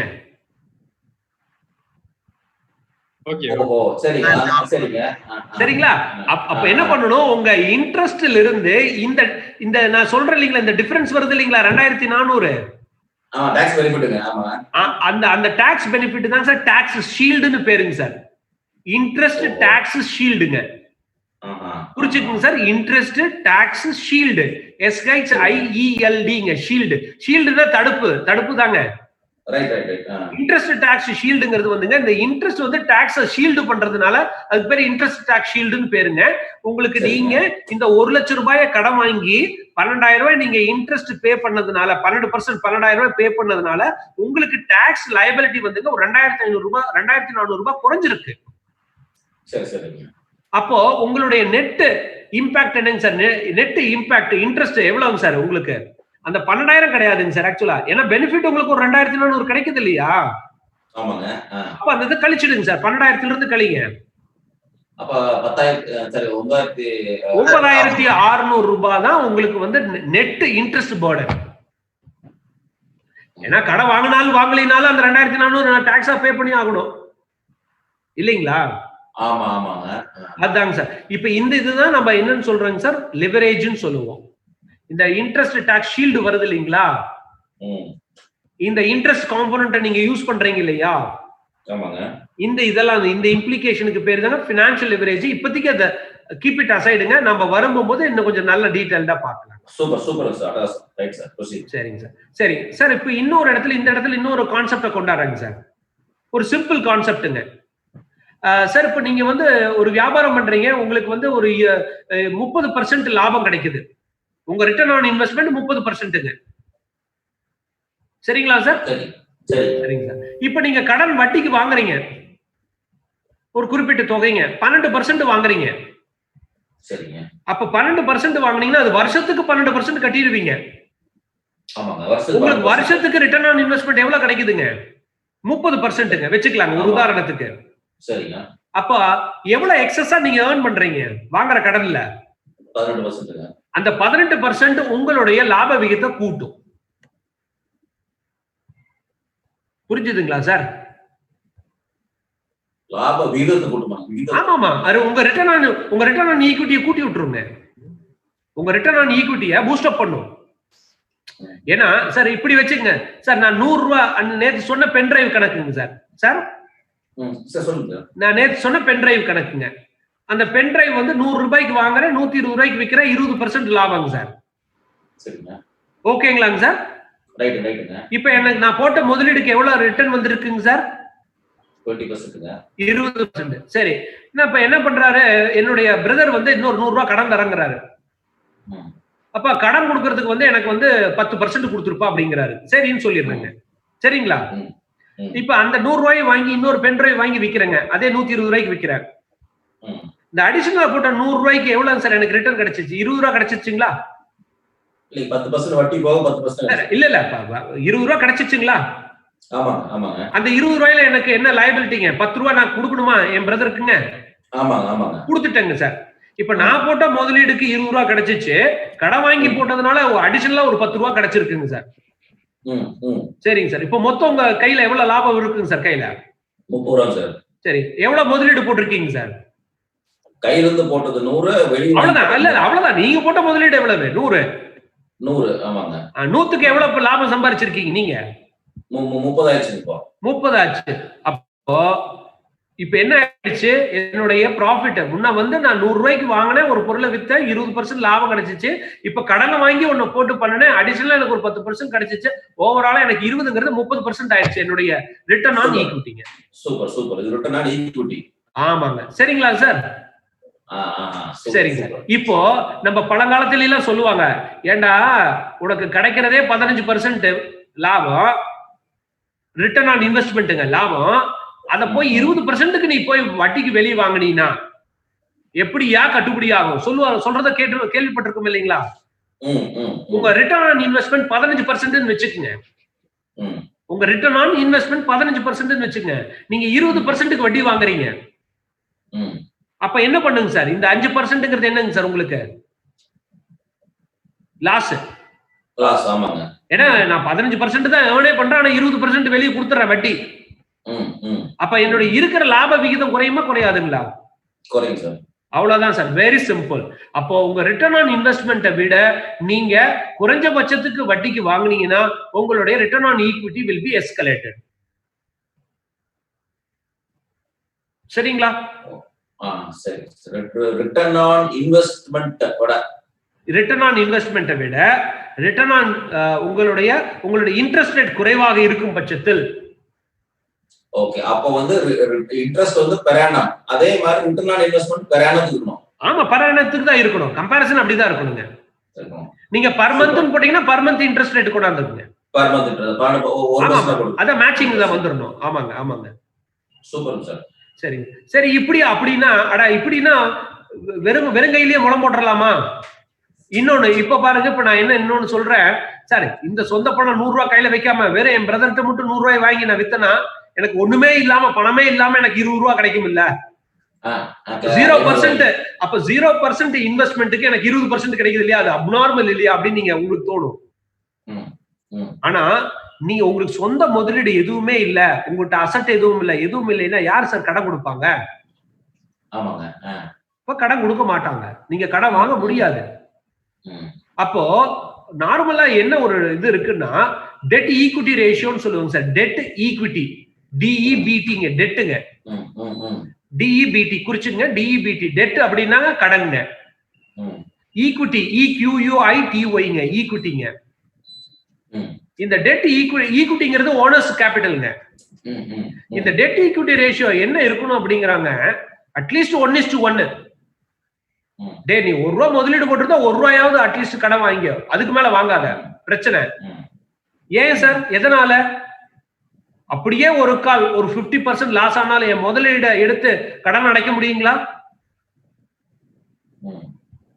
சோ அப்போ லெண்டர் வந்து என்ன பாப்பாரு, ஒரு பேங்கர் என்ன பாப்பாருன்னா, சார் நீங்க என்ன முதலீடு பண்ணிருக்கீங்க? சார் என் முதலீடு ஒண்ணுமே இல்ல சார், நீங்க தான் முதலீடு கொடுக்கணும். எப்படிப்பா கொடுக்கறது கேட்பாரு இல்லைங்களா? சார் இங்க பாருங்க சார், நான் 100 கோடி ரூபாய் முதலீடு பண்ணிருக்கேன், உங்கள்கிட்ட கேட்கறது என்னமோ 10 கோடி தான் சார். ஓ அப்படியா? ஓ 10% தான். ஓ நீங்க போட்டதுல 10% கேக்குறீங்க. அப்படியே ஏதாவது லாஸா இருந்தாலும் உங்க கேபிட்டல் மூலமா என்னுடைய பணத்தை திருப்பி கொடுத்துருவீங்க. ஒரு கான்பிடன்ஸ்ங்க. அப்ப வந்து உங்களுடைய டெட் கூட கூட கூட கூட கூட உங்களுடைய ஏர்னிங் கெப்பாசிட்டி குறைஞ்சிக்கிட்டே வரும். உங்களுடைய ரிஸ்க் கூடிக்கிட்டே போகும். ஒரு ட்ரேட் ஆஃப் தாங்க சார். ஒரு ட்ரேட் ஆஃப், ஒரு பர்டிகுலர் வந்து ஒரு ட்ரேட் ஆஃப் வரைக்கும் இதெல்லாம் ஓகே ஆகும். ஒரு குறிப்பிட்ட அளவுக்கு மேல நீங்க கடன் வாங்க ஆரம்பிச்சீங்கன்னா உங்க ரிஸ்க் இஸ் டூ ஹை, உங்க இன்ட்ரெஸ்ட் ரேட் பக்காவா பயங்கரமா இருக்கும், உங்களால மேனேஜ் பண்ண முடியாது. ஒரு கால் வியாபாரம் சரியாக போகலின்னு வச்சுக்குங்க. ஓனர்ஸ் கேபிட்டலா இருந்தா டே லாபம் வரலையா இழுத்து போத்தி படுத்து தூங்கிட்டே இரு. சப்போஸ் லாபம் வரல, கடன்காரன் காலரை புடிச்சு கேட்பான், டே நீ வியாபாரம் பண்ணாம எதா இருந்தா என் வட்டியை வச்சுட்டு மறுவேலையை பாரு. ஓகேங்களா? அப்ப இது வந்து என்னன்னா, கடன் வாங்குறது வந்துங்க கிட்டத்தட்ட டபுள் எட்ஜ்டு ஸ்வார்டு மாதிரிங்க. ஒரு பக்கம் கூர்மையான முனை உங்க ப்ராஃபிட் அப்படியே அப்நார்மலா தூக்கி விடும். இன்னொரு பக்கம் ஒரு கூர்மையான முனைங்க, ஏதாவது உங்களுக்கு உங்க பிசினஸ்ல ஏதாவது ஒரு டவுன்வர்ட் ட்ரெண்ட் அப்படின்னா உங்களை அப்படியே மூழ்கடிக்கும். அப்போ நாம என்ன செய்யணும், இது ரெண்டுக்கு இடையில ஒரு பேலன்ஸ் நம்ம வந்து மெயின்டைன் பண்ணிக்கணுங்க. சரிங்களா சார்? சரிங்க சார். ரைட்டுங்க சார். இப்போ நான் இந்த ஃபார்முலாவுக்கு வரேங்க. இந்த ஃபார்முலால பாருங்க, நான் எப்படி எழுதிருக்கேங்க, ப்ராஃபிட் ஆஃப்டர் டாக்ஸுங்க, நெட் ஒர்த்துங்க. சரிங்களா? இதுதான் ஃபார்முலாங்க. இப்ப நம்ம இந்த ஃபார்முலா பிரகாரம் வந்துங்க பாத்தீங்கன்னா அடுத்ததுல பாருங்க, நான் கால்குலேட் பண்ணிட்டேன். 70,400 ரூபாய்ங்க என்னுடைய நெட்வொர்த் 2 லட்சம் ரூபாய். அதாவது நான் போட்ட முதலீடு வந்து 2 லட்சங்க, டாக்ஸ் எல்லாம் கட்டினது போக எனக்கு கிடைச்ச லாபம் 70,400 ரூபாய்ங்க. எனக்கு கிடைச்ச லாப விகிதம் என்னன்னு பாத்தீங்கன்னா 35.2% எனக்கு கிடைச்சிருக்குங்க. சரிங்களா? சார் என்னுடைய ரிட்டர்ன் ஆன் இன்வெஸ்ட்மெண்ட் எவ்வளவு கிடைச்சிச்சுங்க சார்? 33%. பட் ஆனா என்னுடைய ரிட்டர்ன் ஆன் ஈக்விட்டி பாருங்க எவ்வளவு ஆயிருக்கு, இன்க்ரீஸ் ஆயிருக்கு, டிக்ரீஸ் ஆயிருக்குங்களா? இன்க்ரீஸ். எதனால இங்க இன்க்ரீஸ் ஆயிருக்கு? வட்டி பார்ட். அதாவது நான் வந்து 33% ஏர்ன் பண்றேன், ஆனா நான் எவ்வளவு வட்டி கட்டுறேங்க? 12% தான். அப்ப 33ல 12 போச்சுன்னா கிட்டத்தட்ட ஒரு 11% இல்லைங்களா? பிளஸ் அது இல்லாம டாக்ஸ் பெனிஃபிட் வேற இல்லைங்களா?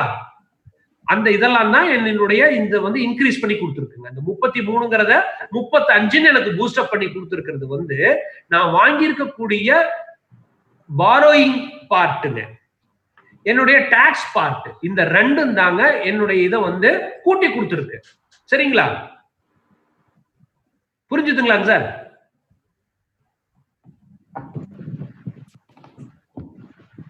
சார் உங்க சைடுல இருந்து ஏதாவது எனக்கு ஒரு ரிப்ளை வரணும் சார். திருப்பி சொல்லுங்க சார். அதாவது இப்போ வந்துங்க ரிட்டர்ன் ஆன் ஈக்விட்டி நம்ம ரிட்டர்ன் ஆன் இன்வெஸ்ட்மெண்ட் எவ்வளவுன்னு கால்குலேட் பண்ணணுங்க 33.33% பண்ணணும் இல்லைங்களா? இந்த ரிட்டர்ன் ஆன் இன்வெஸ்ட்மெண்ட்ங்கிறது வந்துங்க பிஃபோர் டாக்ஸ் தாங்க இல்லைங்களா சார்? பிஃபோர் டாக்ஸ் தாங்க. அப்ப டாக்ஸ கழிச்சுட்டா இன்னும் இல்லைங்க குறைஞ்சிருக்கணும் இல்லைங்களா? என்னுடைய ரிட்டர்ன் ஆன் ஈக்விட்டி இன்னும் குறைஞ்சிருக்கணும் இல்லைங்களா சார்? இது பிஃபோர் டாக்ஸ் பிஃபோர் இன்ட்ரெஸ்ட் கூட. ஆமா, பிஃபோர் டாக்ஸ் பிஃபோர் இன்ட்ரெஸ்டும் கூட 33% எனக்கு இருக்கு. அப்போ நான் வட்டியும் பே பண்ணி டாக்ஸும் பே பண்ணதுக்கு அப்புறம் குறைஞ்சிருக்கணுங்களா கூடி இருக்கணுங்களா? குறைஞ்சிருக்கணும் சார். ஆனா ஏன் கூடி இருக்குங்க? நல்ல கேள்விதான் சார். அதுதான் இப்ப நான் சொன்னேன் இல்லைங்களா, அந்த பென் டிரைவ் வாங்குற விஷயம் சொன்னேன் இல்லைங்களா, 100 ரூபாய்க்கு நான் வச்சிருக்கேன், என்னுடைய 100 ரூபாய்க்கு 20% கிடைச்சிச்சு. என் பிரதர்கிட்ட இருந்து இன்னொரு 100 ரூபாய் வாங்கி ஒரு வியாபாரம் பண்ணுனேன், 10% அவருக்கு கொடுத்துட்டேன், மீதி 10% எனக்கு எடுத்துட்டேன்.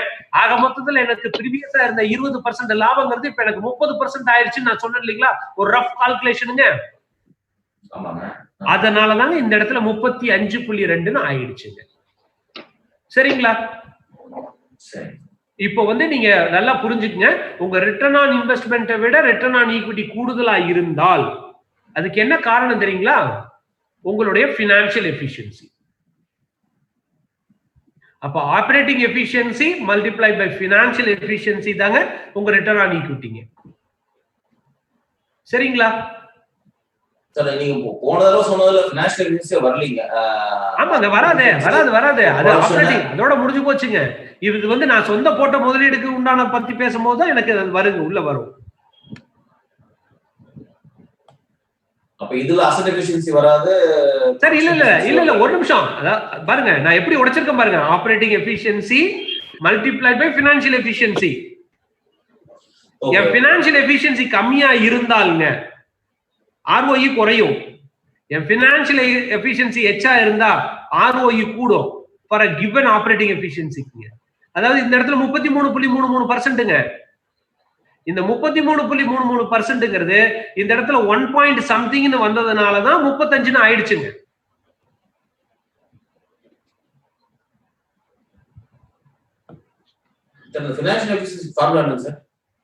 சார் அந்த பினான்சியல் எஃபிஷியன்சிக்கு ஃபார்முலா பாருங்க சார், இந்த இடத்துல கீழே கொடுத்துருப்பாங்க பாருங்க, FE கொடுத்துருக்கேன் இல்லைங்களா? Profit after tax divided by EBIT multiplied by net assets divided by net worthங்க. அதாவதுனா இந்த profit after tax profit before taxங்க. அதாவது வட்டி இருக்கு இல்லீங்களா, வட்டி கழிக்காம வட்டி கழிச்சதுக்கு அப்புறம்.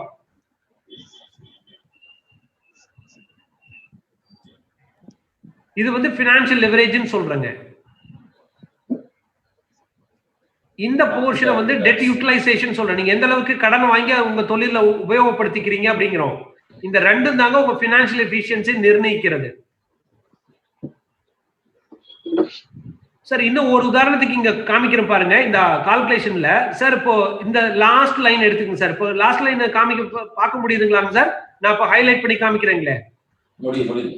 சார் இப்போ இந்த இதுல உங்க 33.33ங்கிறது என்னங்க சார்? ROI ஆபரேட்டிங் உங்க ஆபரேட்டிங் எஃபிஷியன்சி இல்லீங்களா? எஸ். சரிங்க சார். இந்த ஆபரேட்டிங் எஃபிஷியன்சியோட எதை மல்டிப்ளை பண்ணீங்க? உங்க பினான்சியல் எஃபிஷியன்சிங்க. உங்க பினான்சியல் எஃபிஷியன்சி இந்த இடத்துல நான் எவ்வளவு கால்குலேட் பண்ணிருக்கேங்க சார்? 1.056 கால்குலேட் பண்ணி கொண்டாந்துருக்கேன். ஓகேங்களாங்க சார்? சப்போஸ் இந்த வேல்யூங்க 0.99 இருந்தா என்ன ஆயிடுங்க சார்? குறைஞ்சு போயிடும். ROE ரெடியூஸ் ஆகும். சப்போஸ் இது 1க்கு மேல இருந்தாங்க சார், அது இன்கிரீஸ் ஆகும். சரிங்க சார். அப்போ உங்க பினான்சியல் எஃபிஷியன்சி 1க்கு மேல இருந்தா உங்களோட ரிட்டர்ன் ஆன் ஈக்விட்டி கூடும், 1க்கு கீழே இருந்துச்சுன்னா உங்களோட ரிட்டர்ன் ஆன் ஈக்விட்டி குறையும். சரிங்க சார். இப்போ இந்த கால்குலேஷன்ல அதாவது பார்க்காமயே நான் ஒரு எக்ஸாம்பிள் சொல்றேன், ஈஸியா உங்களால புரிஞ்சுக்க முடியுங்க சார். இப்போ நான் வந்து கடனுக்கு வாங்குறேன், என்னுடைய கடன் வந்து ரேட் வந்து 24% சார். 2 ரூபா வட்டிக்கு வாங்கியிருக்கேன். ஓகேங்களா? ஓகே. நான் ஆனா 12% தான் ஏர்ன் பண்றேங்க சார். நான் எவ்வளவு ஏர்ன் பண்றேங்க சார்? 12% தான். என்னுடைய ரிட்டர்ன் ஆன் இன்வெஸ்ட்மெண்ட் 12% தான் சார். ஆனா நான் எவ்வளவு இன்ட்ரெஸ்ட் பே பண்ணுங்க சார்? 2 ரூபா வட்டி 24% பே பண்ணுங்க சார். அப்ப எனக்கு ஷார்ட் ஃபால் எவ்வளவு ஆகுதுங்க சார்? ₹1 interest 12% loss. அப்ப இந்த இடத்துல இது 1க்கு கீழே போயிடுங்க சார் இந்த எஃபிஷியன்சி. ஓகேங்களா? ஓகே. சரிங்களாங்க சார். சப்போஸ் அப்படியே உல்டா பண்ணிக்கங்க சார். நீங்க 24% ரிட்டர்ன் ஆன் இன்வெஸ்ட்மெண்ட் எடுக்கிறீங்க. நீங்க 12%க்கு தான் வட்டிக்கு வாங்குறீங்க கடை. ₹1 வட்டிக்கு தான் வாங்குறீங்க கடை. அப்ப உங்களுக்கு சர்ப்ளஸ் எவ்வளவு கிடைக்குதுங்க சார்? ₹1 இன்ட்ரெஸ்ட். ₹1 இன்ட்ரெஸ்ட். அதாவது 12% உங்களுக்கு அடிஷனலா கிடைக்குது இல்லைங்களா? ஆமா. அப்போ வந்து ஆட்டோமேட்டிக்கா இந்த 1ங்கிறது வந்துங்க ஹையர் வேல்யூ ஆகும். சரிங்களாங்க சார்? ஓகே.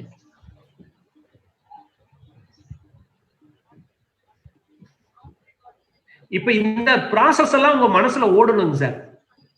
நான் எவ்வளவு கடன் வாங்கலாம், என்ன ரேட் ஆஃப் இன்ட்ரெஸ்ட் வாங்கியிருக்கேன், என் ரேட் ஆஃப் இன்ட்ரெஸ்ட் எப்படி நான் கால்குலேட் பண்றது, அதை விட நான் எச்சா சம்பாதிக்கிறேன்னா குறைவா சம்பாதிக்கிறேன்னா, என் பினான்சியல் எஃபிஷியன்சி எப்படி இருக்கு, 1க்கு மேல இருக்கா இல்ல 1க்கு கீழே இருக்கா, ரியலாவே என்னுடைய ரிட்டர்ன் ஆன் இன்வெஸ்ட்மெண்ட்டை புல் டவுன் பண்ணுதா புஷ் அப் பண்ணுதா, இந்த மாதிரியான திங்கிங் ப்ராசஸ் எல்லாம் நீங்க ஒரு பினான்ஸ் அரேஞ்ச் பண்ணும்போது உங்க சொந்த முதலீடு ஆகட்டும், அல்லது நீங்க கடனுக்கு வாங்கும் பட்சத்திலோ, அல்லது நீங்க உங்க டெட்டாருக்கு கடன் கொடுக்கும் பட்சத்திலோ, அல்லது உங்க கிரெடிட்டார்ஸ்ல இருந்து கடன் வாங்கும் பட்சத்திலோ, இதெல்லாம் நீங்க திங்க் பண்ண ஆரம்பிக்கணும்.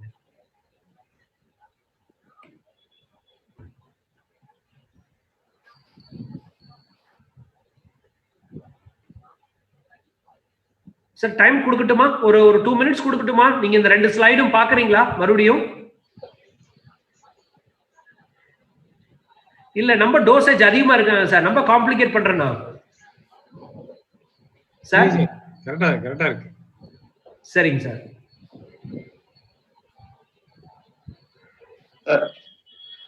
சொல்லுங்க சார். இன்வெஸ்ட்மென்ட்க்கு ஈக்விட்டிக்கு என்ன சார்? எதுங்க சார்? இன்வெஸ்ட்மென்ட்னா என்ன, ஈக்விட்டி? சார் கார்த்தி சார் உங்க வாய்ஸ் பிரேக் ஆகி கேக்குது, என்னால ஹியரவே பண்ண முடியல. சார் இன்வெஸ்ட்மென்ட்னா என்ன, ஈக்விட்டினா என்ன? சார் இன்வெஸ்ட்மெண்ட் அதாவது நீங்க வந்து சார் இன்வெஸ்ட்மெண்ட்ங்கிறது ஒரு ஜெனரல் வேர்டுங்க.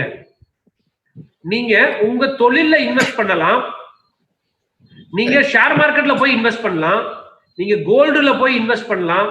இதெல்லாம் ஜெனரலா இன்வெஸ்ட்மெண்ட்னு சொல்லுவாங்க சார். உங்க பிசினஸ்ல நீங்க இன்வெஸ்ட் பண்றீங்க இல்லையா, அந்த பிசினஸ்ல இன்வெஸ்ட் பண்றது பார்ட்னர்ஷிப் ஃபார்ம் ஆகட்டும் அல்லது சோல் ப்ரொப்ரைட்டர்ஷிப் ஃபார்ம் ஆகட்டும், அதை ஓனர்ஸ் கேபிட்டல்னு சொல்லுவீங்க. அதே public limited company, private limited company நீங்க போனீங்கன்னா அதை வந்து அந்த நேம் என்னன்னு சொல்லுவாங்கன்னா ஈக்விட்டின்னு சொல்லுவாங்க. ஓகேங்களா? அது ஏன் ஈக்விட்டின்னு சொல்றாங்க அப்படின்னாங்க சார், அந்த கேபிட்டல் எல்லாம் சார் ஈக்குவல் பார்ட்டா பிரிக்கிறாங்க. ₹10 ஷேர்ஸ். ரெண்டாவதுங்க equal rights. நீ ஒரு ஷேர் வச்சிருக்கியா ஒரு ரைட், 2 ஷேர் வச்சிருக்கியா 2 ரைட். ஓகேங்களா? அப்போ அந்த கேபிட்டலை வந்து ஈக்குவலா டிவைட் பண்றாங்க, ஸ்மால் யூனிட்டா. ஒவ்வொரு ஷேருக்கும் ஈக்குவல் ரைட்ஸ் கொடுக்கறாங்க. அந்த கேரக்டரிஸ்டிக்ஸ்னால அந்த இன்வெஸ்ட்மெண்ட் அதாவது ஓனர்ஸ் கேபிட்டலை ஈக்விட்டின்னு சொல்றாங்க sir. Share capital, equity capital அப்படிங்கிறாங்க சார். அவ்வளவுதான், வேற ஒண்ணு இல்ல. அதுவும் ஓனர்ஸ் கேபிட்டல் தான். உங்களுடைய பார்ட்னர்ஸ் கேபிட்டல் நீங்க சொல்றீங்க இல்லையா, பார்ட்னர்ஷிப் அக்கௌண்ட் இல்லைங்க, அதேதாங்க sir equity share holders investment, equity share capital அப்படிங்கிற வார்த்தை.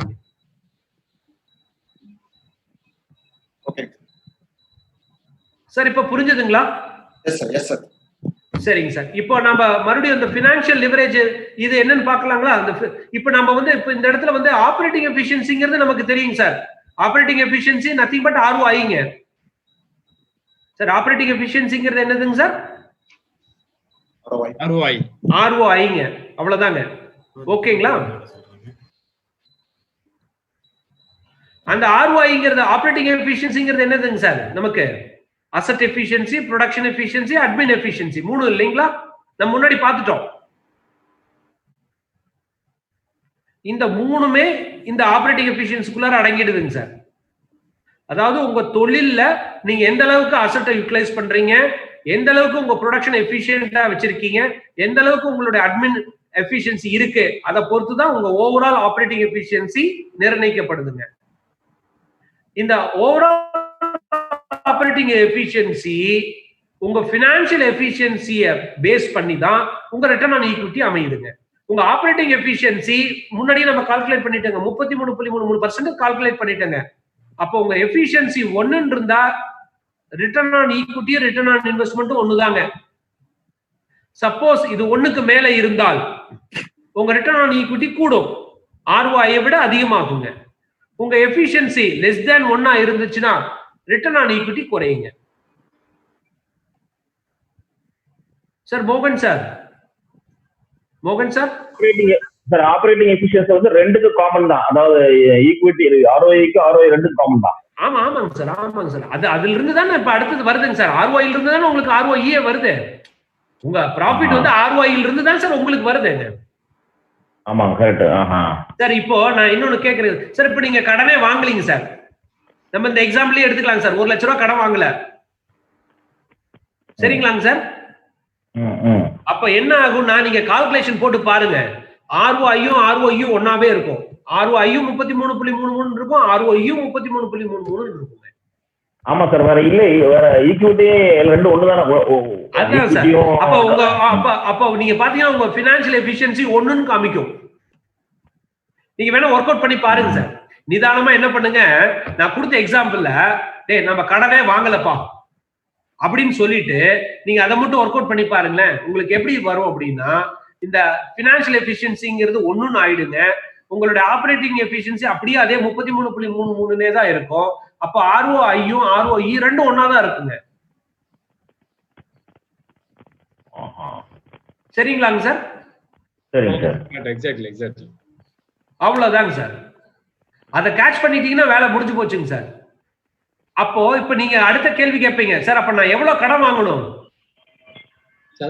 கடன் வாங்காம லாபம் கம்மியா கிடைக்க மாட்டேங்குது சார். எதுங்க சார்?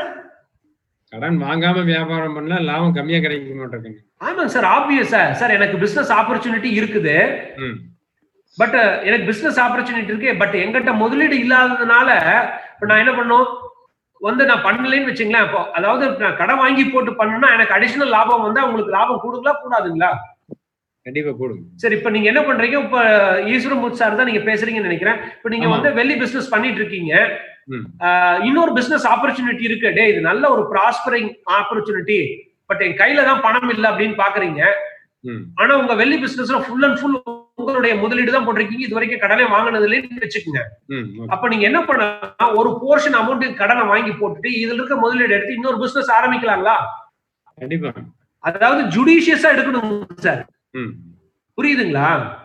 அதாவது ஒரு கால் இந்த வெள்ளி பிசினஸ்ல எனக்கு வந்து ஒரு ஒரு ஒரு மாதிரி நெருக்கடி வந்தாலும் இந்த கடனை வாங்கின கடனை நான் திருப்பி அடைக்க முடியுமா என்னால? எந்த அளவுக்கு என்னால இதை வந்து சமாளிக்க முடியும் அப்படிங்கிற உங்க ரிஸ்க் கெப்பாசிட்டி வச்சுட்டு நீங்க கடன் வாங்கணும். ஓகேங்களா? அதுக்காக கடன் வாங்கினா லாப விகிதம் கொடுதுன்னு சொல்லிட்டு சரி 90% கடனை வாங்கிக்குப்பா, 10% என் கேபிட்டலை வச்சுக்கலாம் நீங்க ஒர்க் அவுட் பண்ணீங்கன்னா இது எப்படின்னா ரெண்டு பக்கம் முனை தீட்டப்பட்ட கத்தி மாதிரிங்க. நல்ல பிசினஸ் நடந்துச்சுன்னா உங்க லாபம் பிச்சுக்கிட்டு போகும், அதே அந்த பிசினஸ் படுத்துச்சுன்னா நீங்க காணா போயிடுவீங்க. அப்போ இதுக்கு இடையில ரெண்டுக்கு மத்தியில நமக்கு வரணுங்க. அதாவது ட்ரேட் ஆஃப்னு சொல்லுவோம். ட்ரேட் ஆஃப் அதாவது இப்ப நம்ம சொல்லுவோம் இல்லைங்களா, ஒரேடியா சாப்பிட்டாலும் பிரச்சனை, ஒரேடியா சாப்பிடாம விட்டாலும் பிரச்சனைடா, நடுத்தரமா சாப்பிட்டு பழகுங்கடா, அப்பதான் உடம்புக்கு நல்லதுன்னு நம்ம சொல்லுவோம் நம்ம குழந்தைகிட்ட எல்லாம் இல்லைங்களா?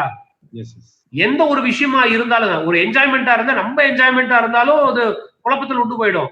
என்ஜாய்மெண்டே வாழ்க்கையில பண்றது இல்லைனாலும் வேஸ்ட்டுங்க வாழ்ந்து. அப்ப நமக்கு வந்து ஒரு என்ஜாய்மெண்ட்டும் வேணும், ஒரு பிசினஸ் கமிட்மெண்ட்டும் வேணும், எல்லாம் கலந்து இருக்கணும் இல்லைங்களா? அதே மாதிரிதான் சாப்பாட்டுலயும் சார், ஒரே ஸ்வீட்டா சாப்பிட்டுட்டே இருக்கிறீங்க, முடிஞ்சு போச்சுங்க சார். அப்ப வந்து நீங்க எப்படி பிளெண்ட் பண்ணுவீங்க சார் உங்க சாப்பாட்டுல? கொஞ்சம் இனிப்பு, கொஞ்சம் கசப்பு, கொஞ்சம் துவர்ப்பு, கொஞ்சம் உவர்ப்பு, இப்படி எல்லாம் பிளெண்ட் பண்ணி தான் சார் சாப்பிடுறீங்க. அதே மாதிரிதாங்க சார் இந்த பிசினஸ்லயும் நீங்க வாங்கக்கூடிய கடன் பிளெண்ட்ல இருக்கணுங்க. அது எப்படிப்பட்ட பிளெண்ட் அப்படிங்கிறது வந்துங்க இப்ப யாரும் உங்களுக்கு கைடன்ஸ் கொடுக்க முடியாது. சப்போஸ் ஒரு கால் இந்த பிசினஸ் கம்ப்ளீட்டா நின்றுச்சு எனக்கு அப்படின்னாலும் இந்த கடனை என்னால் அடைக்க முடியுமா?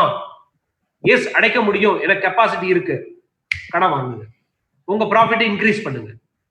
இல்ல சார், ஐயோ மாட்டிக்குவேன், வேண்டாம், எனக்கு வேற எந்த சோர்சஸும் கிடையாது, எனக்கு இந்த ஒரு சோர்ஸ் தான் அப்படின்னு இருந்தா நிதானிச்சு கடன் வாங்கணும், குறைஞ்சபட்சம் கடன் வாங்கணும்.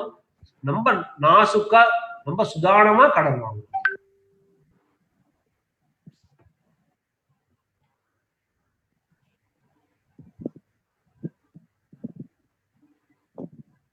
சார் ஓகேங்களா? Right sir. நான் கிளாஸ் ரூம்ஸ் எல்லாம் இப்படி ஒரு எக்ஸாம்பிள் சொல்றது உண்டுங்க சார். இப்ப மோகன் சார், நான் உங்க ஒரு பெஸ்ட் ஃப்ரெண்டுன்னு வச்சுக்கோங்க. சரிங்க சார். இப்ப வந்து நான் உங்ககிட்ட வந்து சார் ஒரு கைமாத்தா ஒரு 5 கோடி ரூபாய் கொடுங்க சார் அப்படின்னு நான் கேட்கிறேன். சரிங்க சார். ரொம்ப க்ளோஸ் ஃப்ரெண்டு, ரொம்ப அது உடனே நீங்க என்ன நினைக்கிறீங்க அப்படின்னா 5 கோடியாப்பா எங்கப்பா நம்ம கெப்பாசிட்டிக்கு இல்லையே, அவ்வளவு எல்லாம் கொடுக்கறதுக்கு எனக்கு எங்க இருக்கு அப்படின்னு நீங்க கேட்பீங்க இல்லைங்களா? ஆமாங்க. சரிங்க சார். இப்ப அதே சினாரியோவை இப்படி இமேஜின் பண்ணுங்க சார். நீங்க முகேஷ் அம்பானியினுடைய பையன் வச்சுக்கலாங்க சார். சரிங்க சரிங்க. நீங்க உங்க ஒரு நாள் செலவு 10 கோடி ரூபாய் சரிங்க வச்சுக்கோங்க சார். இப்ப நான் வந்து as a best friend of yours நான் வந்து கேட்கிறேன், அப்பா ஒரு கிரிட்டிக்கலான சுச்சுவேஷன் பா மோகன் சார், கொஞ்சம் எனக்கு ஒரு 5 கோடி ரூபாய் கொடுப்பா அப்படின்னு நான் கேட்கிறேங்க. நீங்க என்ன சார் டிசைட் பண்ணுவீங்க? சார் கைமாத்து நீங்க வந்து தொழில் பண்ற கேக்குறீங்க? இல்ல ஒரு எமர்ஜென்சிக்குன்னு கேட்கிறேன், உங்க ஃப்ரெண்டுங்கிற முறையில எமர்ஜென்சிக்குன்னு கேட்கிறேன். அப்ப திருப்பி தர லேட் வாங்கிட்டு தரலாங்க சார். இல்ல இப்ப நீங்க முகேஷ் அம்பானின் பையனுக்கு, நீங்க முகேஷ் அம்பானி பையனா நீங்க நினைச்சுக்கங்க. அப்படின்னா உங்க ஒரு நாளுக்கு செலவு 10 கோடி ரூபாய் வச்சுக்கங்க. செலவு 10 கோடி தான் 5 கோடி தரலாம் சார். அப்ப நீங்க இல்ல அப்ப உங்களுக்கு என்ன மனசுல தோணும்? அடா ஒரு ஒரு பாதி நாளுக்கு செலவு ஃப்ரெண்டு கேட்கற இதை எமர்ஜென்சியா குடுக்குறானோ குடுக்கலையா இருந்துட்டு போகட்டும் இந்தா அப்படின்னு கொடுத்துருவீங்க. ஆனா அதே வந்து இப்ப நீங்க வந்து முகேஷ் அம்பானியினுடைய பையன் இல்ல. ரைட்டுங்க. இப்ப நீங்க 5 கோடி கேட்டா நீங்க என்ன யோசனை பண்ணுவீங்க? இவர் கொடுப்பாரா கொடுக்க மாட்டாரா? அப்படியே கொடுக்காம போயிட்டா நம்ம நிலைமை என்ன ஆகுறது? இந்த 5 கோடிக்கு நமக்கு என்ன சோர்ஸ்? நம்மளால அதை தாக்கு பிடிக்க முடியுமா? இல்லைங்களா? அதே ப்ராசஸ் தான் சார். நீங்க கடன் வாங்கக்குள்ளாரே உங்க மனசுல எல்லாம் ஓடுங்க சார். அவ்வளவுதான் சார். அதாவது என்னுடைய வருமானங்கள் வந்து ஒரு நாளைக்கே நான் 10 கோடி ரூபாய் செலவு பண்ணிட்டு இருக்கேன், அதுல எடுத்து ஒரு 5 கோடி கொடுக்கறதுல ஒன்றும் பெருசு இல்ல இருக்கட்டும் அப்படிங்கிறது ஒண்ணு. என்னோட 5 கோடி தான் என்னுடைய வருஷ வருமானமே அப்படிங்கும் போது, அதாவது இன்னொன்னு சொல்லுவாங்க இல்லைங்களா சார் பழமொழி, வீக்கத்துக்கு அதாவது விரலுக்கு தகுந்த என்ன பழமொழி சொல்லுவாங்க சார்? அவ்வளவுதான் சார். விரலுக்கு தகுந்த வீக்கம் மாதிரி நம்ம பிசினஸ்க்கு தகுந்த கடனை மட்டும் வாங்கணும் சார். இதுக்காக இப்ப நான் சொன்னதுக்காக அடாடா கடன் வாங்கி போட்டா நம்ம ROE பிச்சுக்கிட்டு போகுதே அப்படிங்கிறதுனால தயவுசெய்து கடனை வாங்கிடாதீங்க. Yes that it will increase. கண்டிப்பாக அது வந்து உங்களை வந்து உங்களுடைய ரிட்டர்ன் ஆன் ஈக்விட்டி கூட்டும். எப்படி வாங்கணும்னா ஜுடிஷியஸா நீங்க வாங்கணும். உங்களுடைய ரிஸ்க் கேப்பபிலிட்டிக்கு தகுந்த மாதிரி நீங்க வாங்கணும். உங்களுடைய பிசினஸ்னுடைய சென்சிட்டிவிட்டி பேஸ் பண்ணி நீங்க வாங்கணும்.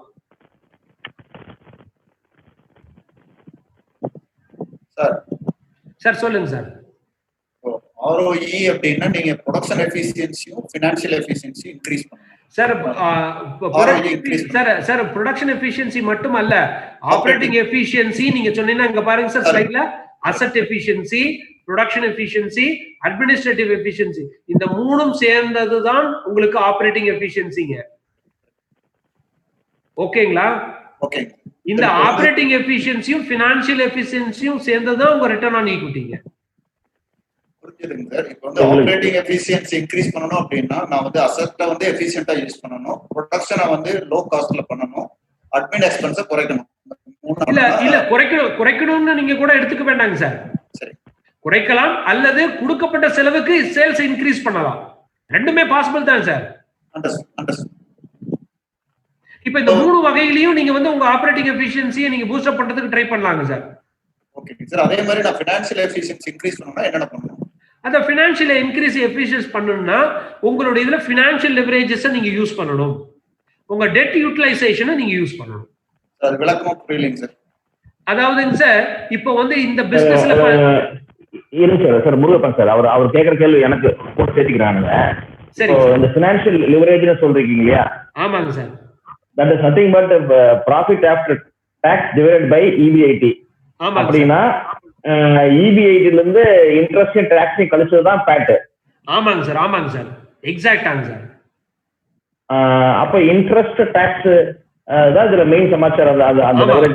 இப்ப வாங்க சார், அடுத்ததுக்கு வந்துட்டேங்க சார்.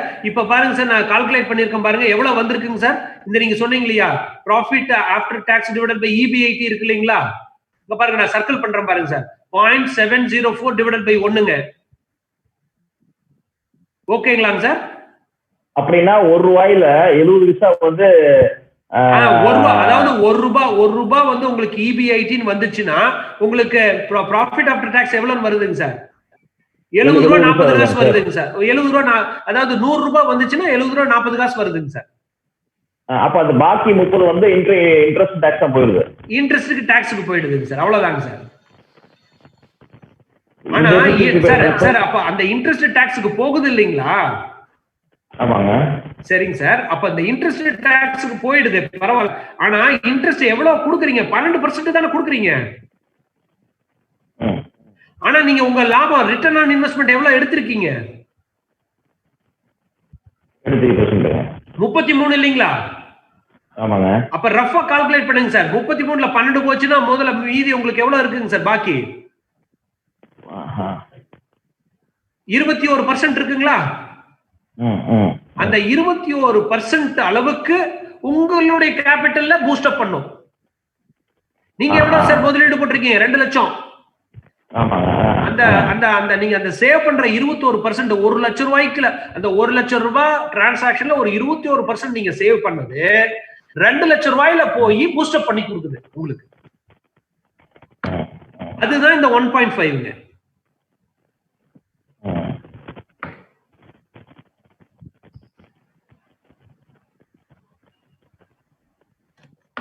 நல்லா நீங்க ஆழ்ந்து யோசனை பண்ணி ஒரு தடவை உங்களுக்கு கிளிக் ஆயிடுச்சுன்னா போதுங்க சார், அவ்வளவுதான். மனசுல அப்படியே நிக்குங்க சார், நீங்க வேற எதுவுமே தேவையில்லைங்க சார். அந்த ROI-யும் ROE-யும் ரெண்டும் ஒரே ஸ்லைட்ல கொண்டாங்க சார். இந்த பக்கம் ROI, இந்த பக்கம் ROE அப்படி போட்டு கொண்டாட சொல்றீங்களா? ஓகே சார், கண்டிப்பா பண்ணிடுறேன் சார். எனக்கு கொஞ்சம் டைம் கொடுங்க, நாளைக்கு பண்ணிடலாங்களா இல்ல இப்ப பண்ணட்டுங்களா? இல்லைங்க, நாளைக்கு கொடுங்க சார். எங்களுக்கு எப்படி இன்னைக்கு ஒரு நாள் புரியாது சார், நீங்க கம்மி பண்ணுங்க சார். சரிங்க சார், சரிங்க சார். சார் அப்புறம் அடுத்தது வந்து இப்போ வந்து அடுத்தது வந்து பாத்தீங்கன்னா இப்ப இந்த ஒரு காம்போனன்ட் வந்துங்க ஃபினான்ஷியல் லிவரேஜ்னு சொல்லிட்டேங்க சார். அடுத்தது வந்து டெட் யூட்டிலைசேஷன் சார். நீங்க கார்த்தி சார் டவுட் கிளாரிஃபை பண்ணீங்க சார். கார்த்தி சார் நீங்க இப்ப கேளுங்க சார்.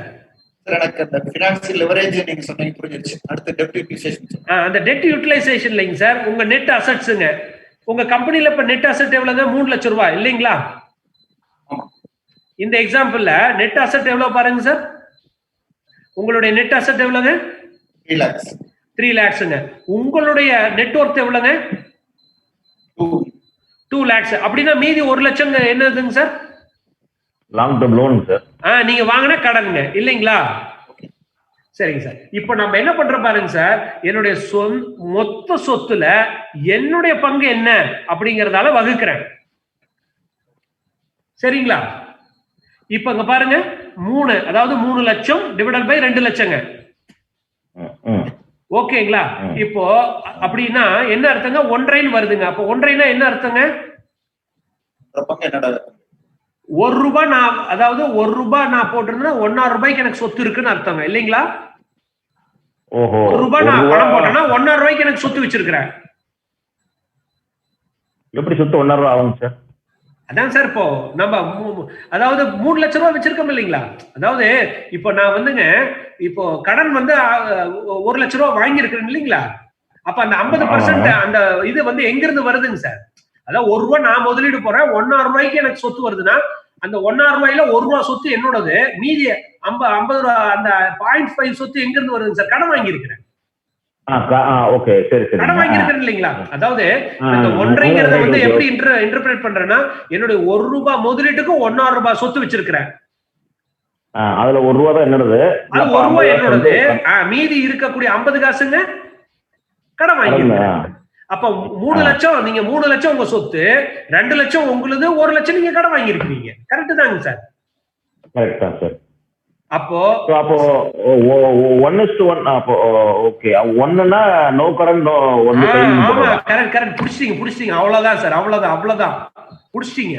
அப்போ சார், அப்போ இதுக்கு கீழே வந்து வச்சுக்கோங்க, பாயிண்ட் வந்து 1 கீழே. அதான் 1க்கு கீழே போச்சுன்னா உங்க சொத்து வந்து டிப்ரிஷியேட் ஆயிருக்கு, நீங்க போட்ட முதலோட காணா போயிட்டு இருக்குன்னு அர்த்தம். அதாவது 1 லட்ச ரூபா போட்டோம்ப்பா, இப்ப என் சொத்து வந்து 50,000 தான் இருக்குதுன்னு வச்சுக்கோங்க. சரிங்க. போட்ட முதலீடு 1 லட்சம், ஆனா இப்ப கையில இருக்கிறது என்னமோ 50,000 தான்ப்பா. அப்படி இருக்கும். அதாவது உங்க சொத்து டிட்டோரியேட் ஆயிடுச்சு. சரி சரிங்க. அப்போ above 1 தான் கரெக்ட். above 1 இருந்துச்சுன்னா நீங்க வந்து பாரோ பண்ணி இன்வெஸ்ட் பண்ணிருக்கீங்கன்னு அர்த்தம். 1 இருந்துச்சுன்னா நீங்க போட்ட இன்வெஸ்ட்மெண்ட் அப்படியே சொத்தா இருக்குன்னு அர்த்தம். 1க்கு கீழே போச்சுன்னா உங்க சொத்து அழிஞ்சிருச்சுன்னு அர்த்தம். நீங்க போட்ட கேபிட்டல நீங்க லூஸ் பண்ணிட்டீங்கன்னு அர்த்தம். சரிங்க. அப்போ இந்த இடத்துல இது 1 இருந்துச்சுன்னா இது என்னவா இருக்கும் சார்? இது அப்படியே தான் இருக்கும். சப்போஸ் இது 1க்கு மேல இருந்துச்சுன்னா இது ஆட்டோமேட்டிக்கா இதனுடைய போர்ஷன் என்னவாயிடுதுங்க? இன்க்ரீஸ் ஆயிடுதுங்களா? அப்போ 1.05 ஆயிடுதுங்களா? அப்போ உங்க ஆப்பரேட்டிங் எஃபிஷியன்சி இவ்வளவு டைம்ஸ் உங்களுக்கு பூஸ்ட் அப் ஆயிடுது. அப்போ இந்த காம்போனன்ட் இருக்கு இல்லைங்களா, இந்த காம்போனன்ட் தான் இந்த 33.33% 35.2% உங்களுக்கு இன்க்ரீஸ் பண்ணி கொடுத்துருக்கு. எதுங்க? இந்த காம்போனன்ட் 1.05. இந்த 1.05ங்கிறது என்னங்க? இந்த ரெண்டுல இது ஃபினான்ஷியல் லெவரேஜ், இது வந்து டெட் யூட்டிலைசேஷன். இது நீங்க கடன் வாங்கி இருக்கிறதுனால இது உங்களுக்கு வட்டிங்கிறது வந்து நீங்க எக்ஸ்பெண்டிச்சரா ரைட் ஆஃப் பண்ணி குறைஞ்சபட்ச டாக்ஸ கட்டி இருக்கிறதுனால கிடைச்சக்கூடிய பணம். சப்போஸ் இங்க நான் டாக்ஸ் வந்துங்க நான் இன்ட்ரெஸ்ட் வாங்கலன்னு வச்சுங்க, இது ஆப்வியஸா பாத்தீங்கன்னா கொஞ்சம் கூடி இருக்கும், ஆனா இது வந்து 1 ஆயிடுங்க. அப்ப வந்து எனக்கு என்ன ஆகும்னா இது வந்து பூஸ்ட் அப் ஆகாது, அப்படியே நிக்குங்க.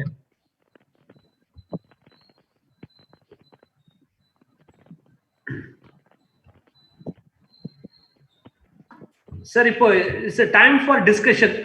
நான் ஒரு மாதிரி கொடுத்துருக்கேன் உங்களுக்கு. நம்ம கிரிட்டிக்கலா கொண்டு போயிட்டேனாங்க சார். சார் ஓகேவா? Okay sir. இல்ல இன்டர்பிரிட்டேஷன் ரொம்ப நல்லா இருக்குங்க சார். என்னன்னா நிறைய ஒரே நேரத்துல நிறைய வர்றதுனால அதுவும் இது கொஞ்சம் சரிங்க சார். இப்ப நீங்க என்ன பண்ணுங்க சார், டைம் எடுத்துக்கங்க சார், டைம் எடுத்துக்கங்க சார். இந்த 2 விஷயம் தான் ரொம்ப முக்கியமானதுங்க, ROI ROE. இந்த 2ஐயும் நீங்க கத்துக்கிட்டீங்கன்னா மத்த இனிமேல் நான் சொல்ல வர்றதெல்லாம் உங்களுக்கு ஒண்ணுமே இல்ல. அட ஆமா இது இல்ல இது இல்ல நீங்களே சொல்லாரு. இப்ப எப்படி வந்து ப்ளூ கம்பெனிக்கு போகும்போது நீங்க ஏதாவது எக்ஸ்பிளனேஷன் கேட்டீங்களா சார்? ஒண்ணும் இல்லையா. இப்போ ஈஸியா உங்களால அண்டர்ஸ்டாண்ட் பண்ணிக்க முடியுது இல்லைங்களா? இப்ப புதுசா இருந்தாலும் அடுத்தடுத்து டக்குன்னு உங்க காமன் சென்ஸ் அப்ளை பண்ணி ஈஸியா உங்களால அண்டர்ஸ்டாண்ட் பண்ணிக்க முடியுது இல்லைங்களா? பட் ஆனா முதல் நாள் கிளாஸ்ல நான் வந்து உங்களுக்கு சொல்லும் போது நீங்க தடுமாறி ஃபாலோ பண்ணிட்டே வந்தீங்க இல்லைங்களா? கண்டிப்பா. அதே மாதிரிதான் சார் இதுவும். இந்த 2 நீங்க மறுபடியும் இந்த திரும்ப கொடுத்த நான் எக்ஸாம்பிள திரும்ப மறுபடியும் நீங்க ஒவ்வொரு வேல்யூவுங்க நான் சொல்ற மாதிரி ஒவ்வொரு வேல்யூ நீங்க இன்டர்பிரேட் பண்ணி பார்க்கணும். சும்மா நீங்க படிக்க கூடாது, நீங்க ஒவ்வொன்றும் உங்க வாயால சொல்லி பார்க்கணும், வார்த்தைகளால சொல்லி பாருங்க. நீங்க பல தடவை இதை படிச்சு பார்த்து உள்ளார்ந்த அர்த்தத்தை நீங்க புரிஞ்சிக்காத வரை உங்களுக்கு இன்சைட் கிடைக்காதுங்க. ஒன்ஸ் இன்சைட் கிடைச்சிச்சுன்னா நீங்க எடுக்கக்கூடிய எந்த ஒரு பிசினஸா இருந்தாலும் இதோ பாருங்க இந்த 5க்குள்ளாரதான் அடக்குங்க. உங்க asset efficiency, production efficiency, admin efficiency, financial leverage, debt utilisation. இந்த 5 தான் உங்க வியாபாரம் அடங்கி இருக்கிறது.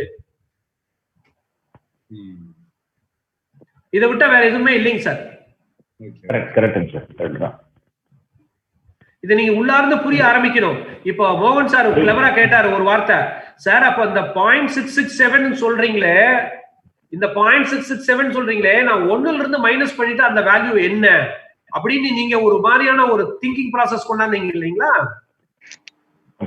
அது மாதிரி நீங்க ஒவ்வொரு வேல்யூவும் இன்டர்பிரேட் பண்ணி நீங்க திங்க் பண்ணி, ஓ அப்படின்னா ₹1 நான் வந்து அதாவது இப்ப நமக்கு அட்மின் எஃபிஷியன்சி ₹1 EBIT-னா சாரி ₹1 கிராஸ் ப்ராஃபிட்னா 66.7 காசு வந்து எனக்கு வந்து EBIT வருதுன்னா மீதி என்ன? அட்மின் செலவு. அப்ப 0.33ங்கிறது என்ன? அட்மின் செலவு.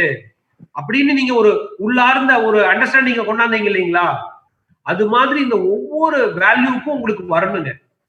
இந்த 3 பிளஸ் நான் காமிச்ச இந்த 2ங்க, இந்த 2க்கும் வந்துருச்சுன்னா உங்களுடைய திங்கிங் ப்ராசஸ் பூரா மாறி போயிடுங்க சார். இப்ப நான் வந்து உங்களுக்கு இந்த கத்து கொடுக்கறது வந்து இமீடியட்டா நீங்க போய் உங்க கடையில இந்த டேட்டா எல்லாம் எடுத்து அனலைஸ் பண்ணி பார்க்கணுங்கிற கோணத்திலேயே நான் சொல்லலைங்க. நல்லா புரிஞ்சுக்குங்க. உங்ககிட்ட இந்த டேட்டா இருக்கலாம், இருந்தால் நீங்க இதை ஒர்க் அவுட் பண்ணி பார்க்கலாம். சப்போஸ் இல்லாத பட்சத்தில் நீங்க இதுக்குண்டான முயற்சிகளை எடுக்க ஆரம்பிக்கலாம். டேய் இந்த மாதிரி டேட்டாலாம் நான் வந்து பண்ணி வைக்கணும், அப்பதான் இந்த மாதிரியான அனாலிசிஸ் எல்லாம் பண்ண முடியும்னு. இதை விட மிக முக்கியமானது என்னன்னா, இந்த கான்செப்ட் உங்க மைண்ட்ல அப்படியே இருந்துட்டே இருக்கணுங்க, தூக்கத்திலயும் இருக்கணும். ஒவ்வொரு முடிவெடுக்கும் போதையும் இதை நீங்க திங்க் பண்ணணும். அந்த உள்ளார்ந்த இம்ப்ளிகேஷன்ஸுங்க, இது எடுத்தா இது இப்படி ஆகும், இது எடுத்தா இப்படி ஆகும் அப்படின்னு உங்களுக்கு வந்து இந்த ஒரு இன்சைட்ஸ் வந்துட்டே இருக்கணுங்க.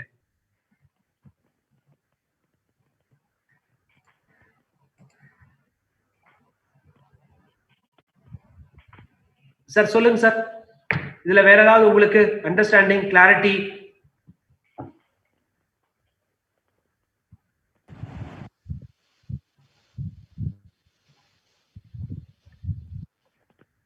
இது கொஞ்சம் ரொம்ப காம்ப்ளிகேட்டடா இருக்கிற மாதிரி இருக்குங்களா சார்? ஆமாங்க சார். சரிங்க, நீங்க சொல்றது புரியுதுங்க சார். சரிங்க சார். இது திருப்பி சொல்ல அப்படின்னு சொன்னீங்கன்னா என்னால சொல்ல தெரியாது சார். இல்ல வராது, ஓவர் நைட் கண்டிப்பா சத்தியமா வரவே வராதுங்க சார். முயற்சி பண்ணுங்க, வேணா நாளைக்கு மறுபடியும் இது ஒரு தடவை வேணாலும் பார்க்கலாம். இந்த 5 விஷயத்தையும் சார் ஹோம்வொர்க் கொடுங்க சார். இது சம்பந்தமா ஒரு கேஸ் ஸ்டடி கொடுங்க, நான் ஒர்க் அவுட் பண்ற மாதிரி சார். சரிங்க சார். அப்போ ஒண்ணு பண்றேன், நான் உங்களுக்கு வந்து இதை கொஞ்சம் ப்ரிப்பேர் பண்ணி இதே மாதிரி இப்ப நான் ஒரு டேட்டா போட்டோம் இல்லைங்களா சார், ஒரு உதாரணத்துக்கு இப்ப எடுங்க சார். இப்ப இந்த மாதிரி டேட்டா போட்டு கொடுத்தேன் இல்லைங்களா? ஆமாங்க சார். ஒரே நிமிஷம் சார். இந்த செகண்ட் ஸ்லைடு போட்டோம் இல்லைங்களா சார், நம்ம அந்த டேட்டா கொடுத்தோம் இல்லைங்களா உங்களுக்கு, பாருங்க சார், இந்த ஸ்லைடு கொடுத்தேன் இல்லைங்களா? ஆமாங்க. இந்த மாதிரி வந்துங்க சார், இப்ப டீடைல்டா இல்லாம ஒண்ணுல இருந்து ஒண்ணு நீங்க போட்டு கண்டுபிடிக்கிற மாதிரி நான் கொடுத்துறேங்க சார். உங்க பேசிக் இன்ஃபர்மேஷன் நான் கொடுத்துறேன். ஓகே, நீங்க ஒன்ன கழிச்சு கூட்டி கண்டுபிடிக்கிற மாதிரி நீங்க கண்டுபிடிச்சிருக்கீங்க சார். சரிங்க சார். சரி, பேசிக்கா என்னென்ன உங்களுக்கு வேல்யூ வேணும், குறைஞ்சபட்சம் என்ன வேல்யூ வேணும் அப்படி கொடுத்துட்டுனா நீங்க வந்து இப்ப இந்த 2 ஸ்டேட்மெண்ட் ப்ரிப்பேர் பண்ணலாம் இல்லைங்களா சார்? இது ஒண்ணு ப்ரிப்பேர் பண்ணலாம் இல்லைங்களா? பண்ணலாம் சார். இந்த 2 ஸ்டேட்மெண்ட்டையும் ப்ரிப்பேர் பண்ணிட்டுங்க சார், இந்த 2 இதையும் கால்குலேட் பண்ணலாம் இல்லைங்களா? நீங்களே ROI ரெண்டும் கால்குலேட் பண்ணலாம் இல்லைங்களா? நான் சொன்ன காம்போனன்ட் வைஸ் கால்குலேட் பண்ணலாம் இல்லைங்களா? ஓவராலும் கால்குலேட் பண்ணலாம், ஒவ்வொரு காம்போனன்ட் வைஸும் கால்குலேட் பண்ணலாம் இல்லைங்களா? அப்ப வந்து நான் இந்த டீடைல்ஸ் மட்டும் நான் உங்களுக்காக ஒரு காயின் பண்ணி புதுசா காயின் பண்ணீங்க, நான் உங்களுக்கு வந்து இப்ப வாட்ஸ்அப்ல போட்டுறேங்க. ஓகேங்களா? அத ஹோம்வொர்க்கா இன்னைக்கு எடுத்துக்கங்க. பிளஸ் அந்த ஹோம்வொர்க்கை விட நீங்க வந்து இன்னொரு ஹோம்வொர்க் எடுக்கணும். அடுத்த கம்பெனிக்கு போய் ஆகணுங்க. அடுத்த கம்பெனி என்னங்க சார்? ப்ளூ கம்பெனி முடிச்சதுக்கு அப்புறம் சார் பிரவுன் கம்பெனி சொன்னீங்க. பிரவுன் கம்பெனிக்கு நீங்க போகணும் சார். தயவு செய்து முடிக்காதவங்க ப்ளூ கம்பெனியை முடிங்க, இன்னைக்கு ட்ரை பண்ணுங்க. ஏன்னா ப்ளூ கம்பெனி முடிக்காம பிரவுன் கம்பெனிக்கு வராதீங்க. தயவு செய்து ப்ளூ கம்பெனியை ஃபர்ஸ்ட் கம்ப்ளீட் பண்ணி முடிங்க. சப்போஸ் அப்படி முடிக்க முடியலனாலும் கூட பிரவுன் கம்பெனி நாளைக்குங்கிறது நாளைக்கு கூட தள்ளி வச்சுக்கலாங்க. அதாவது முடிச்சவங்க பிரவுன் கம்பெனிக்கு வாங்க, முடிக்காதவங்க ப்ளூ கம்பெனி அட்லீஸ்ட் முடிங்க. முடிந்தால் பிரவுன் கம்பெனி சேர்த்து முடிச்சிடுங்க சார். ஓகேங்களா? அப்ப வந்து சார் அட்லீஸ்ட் ஒரு கம்பெனி நீங்க வந்து நாளைக்கு கம்ப்ளீட் பண்ணணும், எய்தர் ப்ளூ ஆர் பிரவுனுங்க. குறைஞ்சபட்சம் 1 கம்ப்ளீட் பண்ணணும் நீங்க. பிளஸ் இப்ப நான் கொடுக்குற எக்ஸசைஸை கம்பல்சரி முடிக்கணும். ஓகே, சரிங்க சார். ஓகேங்களா சார்? இந்த பிரவுன் கம்பெனி ரன் த்ரூ பண்ணது இல்லைங்க, அதுல ஏதோ கொஞ்சம் புரிய மாட்டேங்குது சார். அதாவது 1,50,000 போட்டுக்கிறீங்க ஓப்பனிங் ஸ்டாக்ங்க. சரிங்க சார். 1,00,000 தான் வருதுங்க சார். எப்படிங்க 50,000 மிஸ்டேக்ல நாங்க புரிய இல்லைங்க சார். நீங்க அந்த இது எடுத்து பாருங்க சார். ஒரே நிமிஷம் சார், நான் இருங்க. மேபி கிளரிக்கல் மிஸ்டேக்கா கூட இருக்கலாம் சார். ஏன்னா இப்போ எடுத்து ப்ரிப்பேர் பண்ணக்குள்ளார பை மிஸ்டேக் பண்ணிருக்காங்க. எனக்கு அதே ப்ராப்ளம் தான் சார். ஒரே ஒரு நிமிஷம் சார் இருங்க, எடுத்துக்கிறேன் சார். பிரவுன் கம்பெனி எடுத்துக்கிறேன். எந்த இதுலங்க சார் சொல்லுங்க சார், எனக்கு கைட் பண்ணுங்க சார். என்ன பேஜ் நம்பருங்க சார்? கார்த்திகேயனா சார், 2வது டிரான்சாக்ஷன்ல வருது பாருங்க சார். ஃபர்ஸ்ட் டிரான்சாக்ஷன்ல வந்துங்க sir, each pair of the trousers requires 50 worth of the cloth and 30 worth of the labor. Workers wages for the August has to be paid on September 7th. Workers started 2,000 pairs of trousers. By August 5th the trousers were off completed in terms of labor. மேல வந்து எவ்வளவு கொடுத்திருக்காங்க sir? Brown company capital வந்து 3 லட்சங்க. அப்புறம் August 1 the company used this capital and 4 lakhs bank loan to buy the building 1 lakhங்க. Equipment 2.5 lakhsங்க. Furniture 50 lakhsங்க. இப்போ வந்து building வந்து 1 லட்சம் வாங்குறாங்க, எக்யூப்மெண்ட் 3.5, இது ஒண்ணு 4 லட்சம் ரூபாங்க சார். அவர் கேபிட்டல் வந்து 3 லட்சம் இருக்கு. கம்பெனி யூஸ்ட் த 4 lakhs, 3 லட்சம். the company used this capital and 4 lakhs bank loan. Sir 4 லட்சம் ரூபாய் பேங்க் லோன் வந்திருக்குங்க. 3 லட்சம் ரூபாய் வந்துங்க சார் உங்களுக்கு வந்து உங்க கேபிட்டல் மொத்தம் 7 லட்சம் ரூபாய்ங்க சார். இந்த 7 லட்சம் ரூபாய் கேஷ்ல நீங்க வந்துங்க சார் 1 லட்சம் ரூபாய் வந்து பில்டிங்காகவும் அந்த எக்யூப்மெண்ட்டுக்கு வந்து 2.5 லட்சம் கொடுக்குறீங்க சார். மொத்தம் 3.5, பர்னிச்சருக்கு ஒன்று 4. அப்போ 7 லட்சம் ரூபாய்ல 4 லட்சம் ரூபாய் போச்சுன்னா மீதி கேஷ் பேலன்ஸ் உங்களுக்கு 3 லட்சம் ரூபாய் வருங்க சார். இது ஓகேங்க சார். அதுக்கு அடுத்த டிரான்சாக்ஷன் சார். சார் அதுக்கு அடுத்த டிரான்சாக்ஷன் வந்துங்க சார் செகண்ட் டிரான்சாக்ஷன் வந்துங்க sir. The Brown company completed 1,500 pairs of trousers and 500 pairs have left completed. Sir, remember that Brown company has the raw materials partly completed as work in progress ka kudutaachu sir. Right sir. Work in progress இது work out பண்ணி காமிச்சிருக்கிறோம். Right sir. Accrued wages 52,500, இது 45,000. Sir இப்போ இந்த இதுல எது உங்களுக்கு clarity வேணும் sir? Solution file எடுத்துக்கலாங்க சார். ஆமாங்க, அந்த சொல்யூஷன்ல தான் மிஸ்டேக் சார். நாங்க இது ஓகேங்க சார். சொல்யூஷன் நீங்க போட்டு நம்பர் மாதிரி வருது சார். 1 லட்சம் பதிலா 1.5 லட்சம் வருதுங்க சார். சார் ஒரு நிமிஷம் சார், இருக்கலாம் தவறா கூட இருக்கலாம் சார். இருந்தா மாத்திக்கலாங்க சார். தவறா இருந்தா மாத்திக்கலாங்க சார். நீங்க அப்படி தவறா இருந்தா மாத்திட்டு போடுங்க சார், தப்பே கிடையாதுங்க சார். நீங்க ஒரு தடவை பாத்துங்க சார். நீங்க ஒருவேளை நீங்க அதுல ட்விஸ்ட் கொடுத்துருக்க மாதிரி நினைச்சிட்டு நாங்க சார். ஓஹோ அப்படி.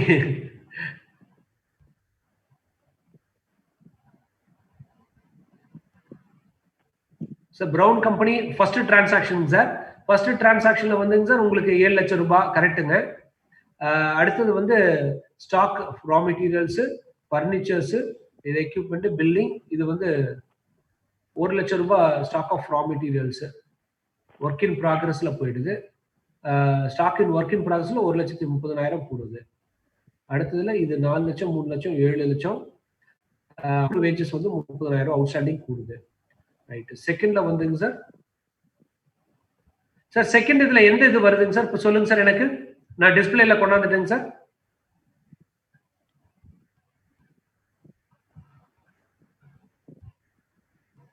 சார் கார்த்தி சார், மோகன் சார், எதுங்க சார்?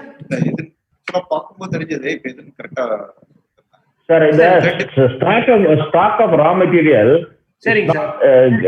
பிகினிங்ல கொடுக்கவே இல்லைங்க sir. Stock of raw material sir இல்ல, ஸ்டாக் ஆஃப் ரா மெட்டீரியல் பாருங்க. ஃபர்ஸ்ட் டிரான்சாக்ஷன் நம்ம 1.5 லட்சம் ரூபாய்க்கு வாங்குறோம் இல்லைங்களா சார்? 50,000 1.5 லட்சம் ரூபாய்க்கு இங்க வாங்குறோம் இல்லைங்களா? 1.5 லட்சம் ரூபாய்க்கு வாங்குறாங்க சார். சார் 1.5 லட்சம் ரூபாய் இல்ல ஒரு நிமிஷம் சார். முன்னாடி அந்த இதுல கொடுக்கலன்னு சொல்றீங்களா?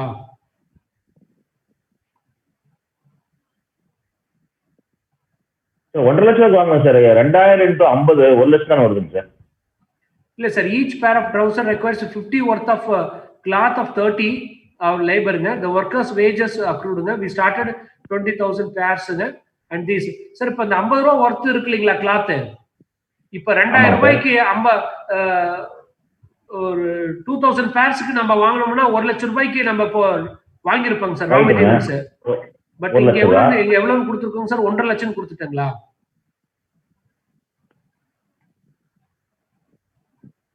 ஒர்க் அவுட் பண்ணிட்டு நான் கேட்டுக்கிறேன்.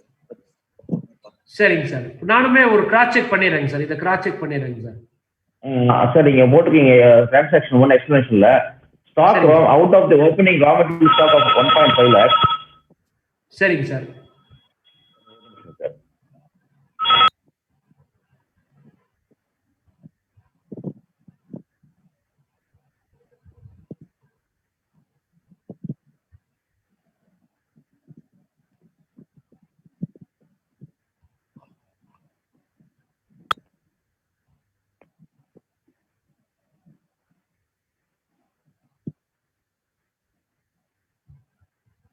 சார் இந்த இன்ஃபர்மேஷன்ஸ் உள்ள ஆட் பண்ணாம இருக்குங்க சார். மிஸ்டேக் இருக்குங்க சார்.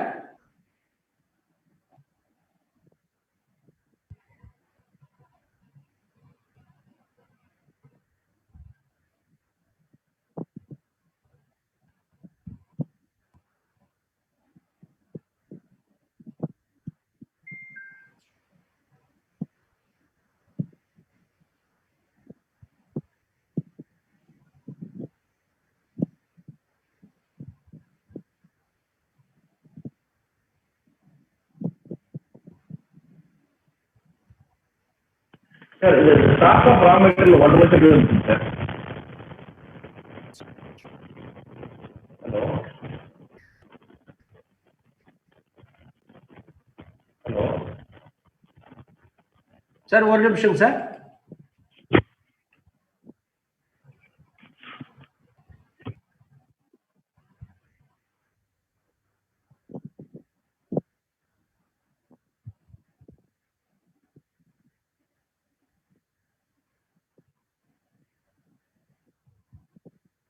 சார் இது சார் சார் மோகன் சார். சார் கேக்குதுங்க சார். சார் நம்மளுடைய இதுல வந்து அந்த பர்னிச்சர் பர்ச்சேஸ் பண்றாரு இல்லைங்களா சார்? ஆமாங்க. அந்த இதுல வந்து ரா மெட்டீரியல் பர்ச்சேஸ் ஒரு 1.5 lakhs அந்த ஒரு ஸ்டேட்மெண்ட் மட்டும் ஆட் பண்ணிக்கலாம் சார். விட்டு போயிருக்குங்க சார்.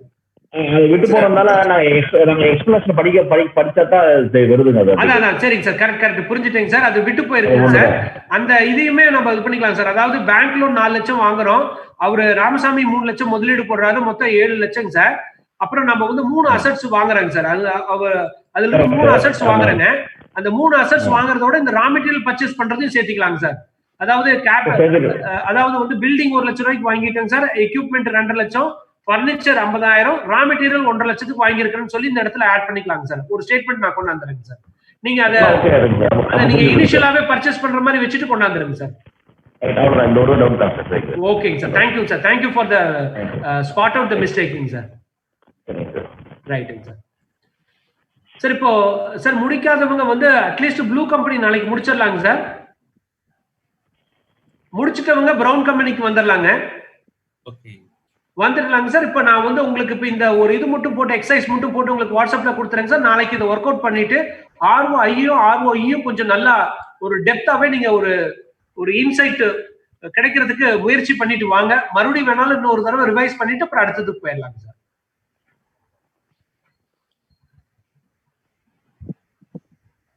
சார் ஒரு சின்ன ஃபீட்பேக் சார். சொல்லுங்க சார். இது எடுத்து எழுது கணக்கு போடும் போதுதான் மைண்ட்ல போய் உட்காருதுங்க சார். சரிங்க சார். பாக்கி ரன் த்ரூ பண்ணா எல்லாம் புரிஞ்ச மாதிரி தான் இருக்குதுங்க சார். எதுவுமே ஒட்டுறது இல்லைங்க சார். இது எடுத்து ஃபீட் பண்ணி கையில் எழுதுற மாதிரி எழுதி போஸ்ட் பண்ணாதாங்க சரிங்க சார் நம்ம சப்கான்ஷியஸ் மைண்ட்ல ப்ரோக்ராமே ஆகுது. சரிங்க. அப்ப அந்த அக்கவுண்டிங் மேட் ஈஸிங்கிற அந்த எக்ஸசைஸ் உங்களுக்கு ரொம்ப ஹெல்ப்ஃபுல்லா ஆகும்னு நினைக்கிறேன். ஆமாங்க. நீங்க மைண்ட்ல பாரவ உங்களுக்கு வந்து இப்போ பரம்பரையா சில பேர் வம்சாவளியா கணக்கை எப்படி பாக்குறாங்கன்னா அவங்க வந்து எழுதி பாக்குற போது மைண்ட்ல ரெஜிஸ்டர் ஆயிருக்கு சார். ஆமாங்க சார். அந்த டெசிஷன் வந்து உள்ளே இருக்குது, தன்னை போல வருது. சரிங்க சார். இப்ப நாம அந்த ஸ்கில் அக்வயர் பண்ணோம்னா இப்படி எழுதிதான் பிராக்டிஸ் பண்ணணும் சார். சார் அப்ப நம்ம இந்த ROI-க்கு ஒரு எக்ஸசைஸ் நீங்க பண்ணுங்க சார். பண்ணுங்க. நாளைக்கு தேவைப்பட்டால் மறுபடியும் இன்னொரு தடவை பார்க்கலாம். இல்லைன்னா அடுத்த இதுக்கு போலாங்க சார். இது வேற இன்னொரு ரூபத்திலயும் வேற ஒரு எக்ஸசைஸ்ல எப்படி கொடுத்தா உங்களுக்கு இன்னும் மறுபடியும் ஒரு நல்ல இன்சைட் கிடைக்குங்கிறத நான் பண்ணிட்டு நான் உங்களுக்கு டெவலப் பண்ணி ஒரு எக்ஸசைஸ் சார். வேற பெர்ஸ்பெக்டிவ்ல திங்க் பண்ற வைக்கிற மாதிரி நீங்க எக்ஸசைஸ் கொடுத்தீங்கன்னா சரிங்க சார். ஃப்ரீயா இருக்கும்போது இதெல்லாம் இப்ப பண்ணதான் சார். மறுபடியும் வாழ்க்கை டைம்லாம் கிடைக்குமா சொல்ல முடியாது சார். சரிங்க சார். ஆனா இந்த டைம்ல தான் சார் நாங்க ரொம்ப பிஸி ஆயிட்டோம் சார். எல்லாமே இப்ப வந்து எஜுகேஷன் காலம், கொரோனா காலம். ஆமாங்க சார். சரிங்க சார். வேற ஏதாவது உங்களுக்கு கிளாரிபிகேஷன்ஸ் சார்?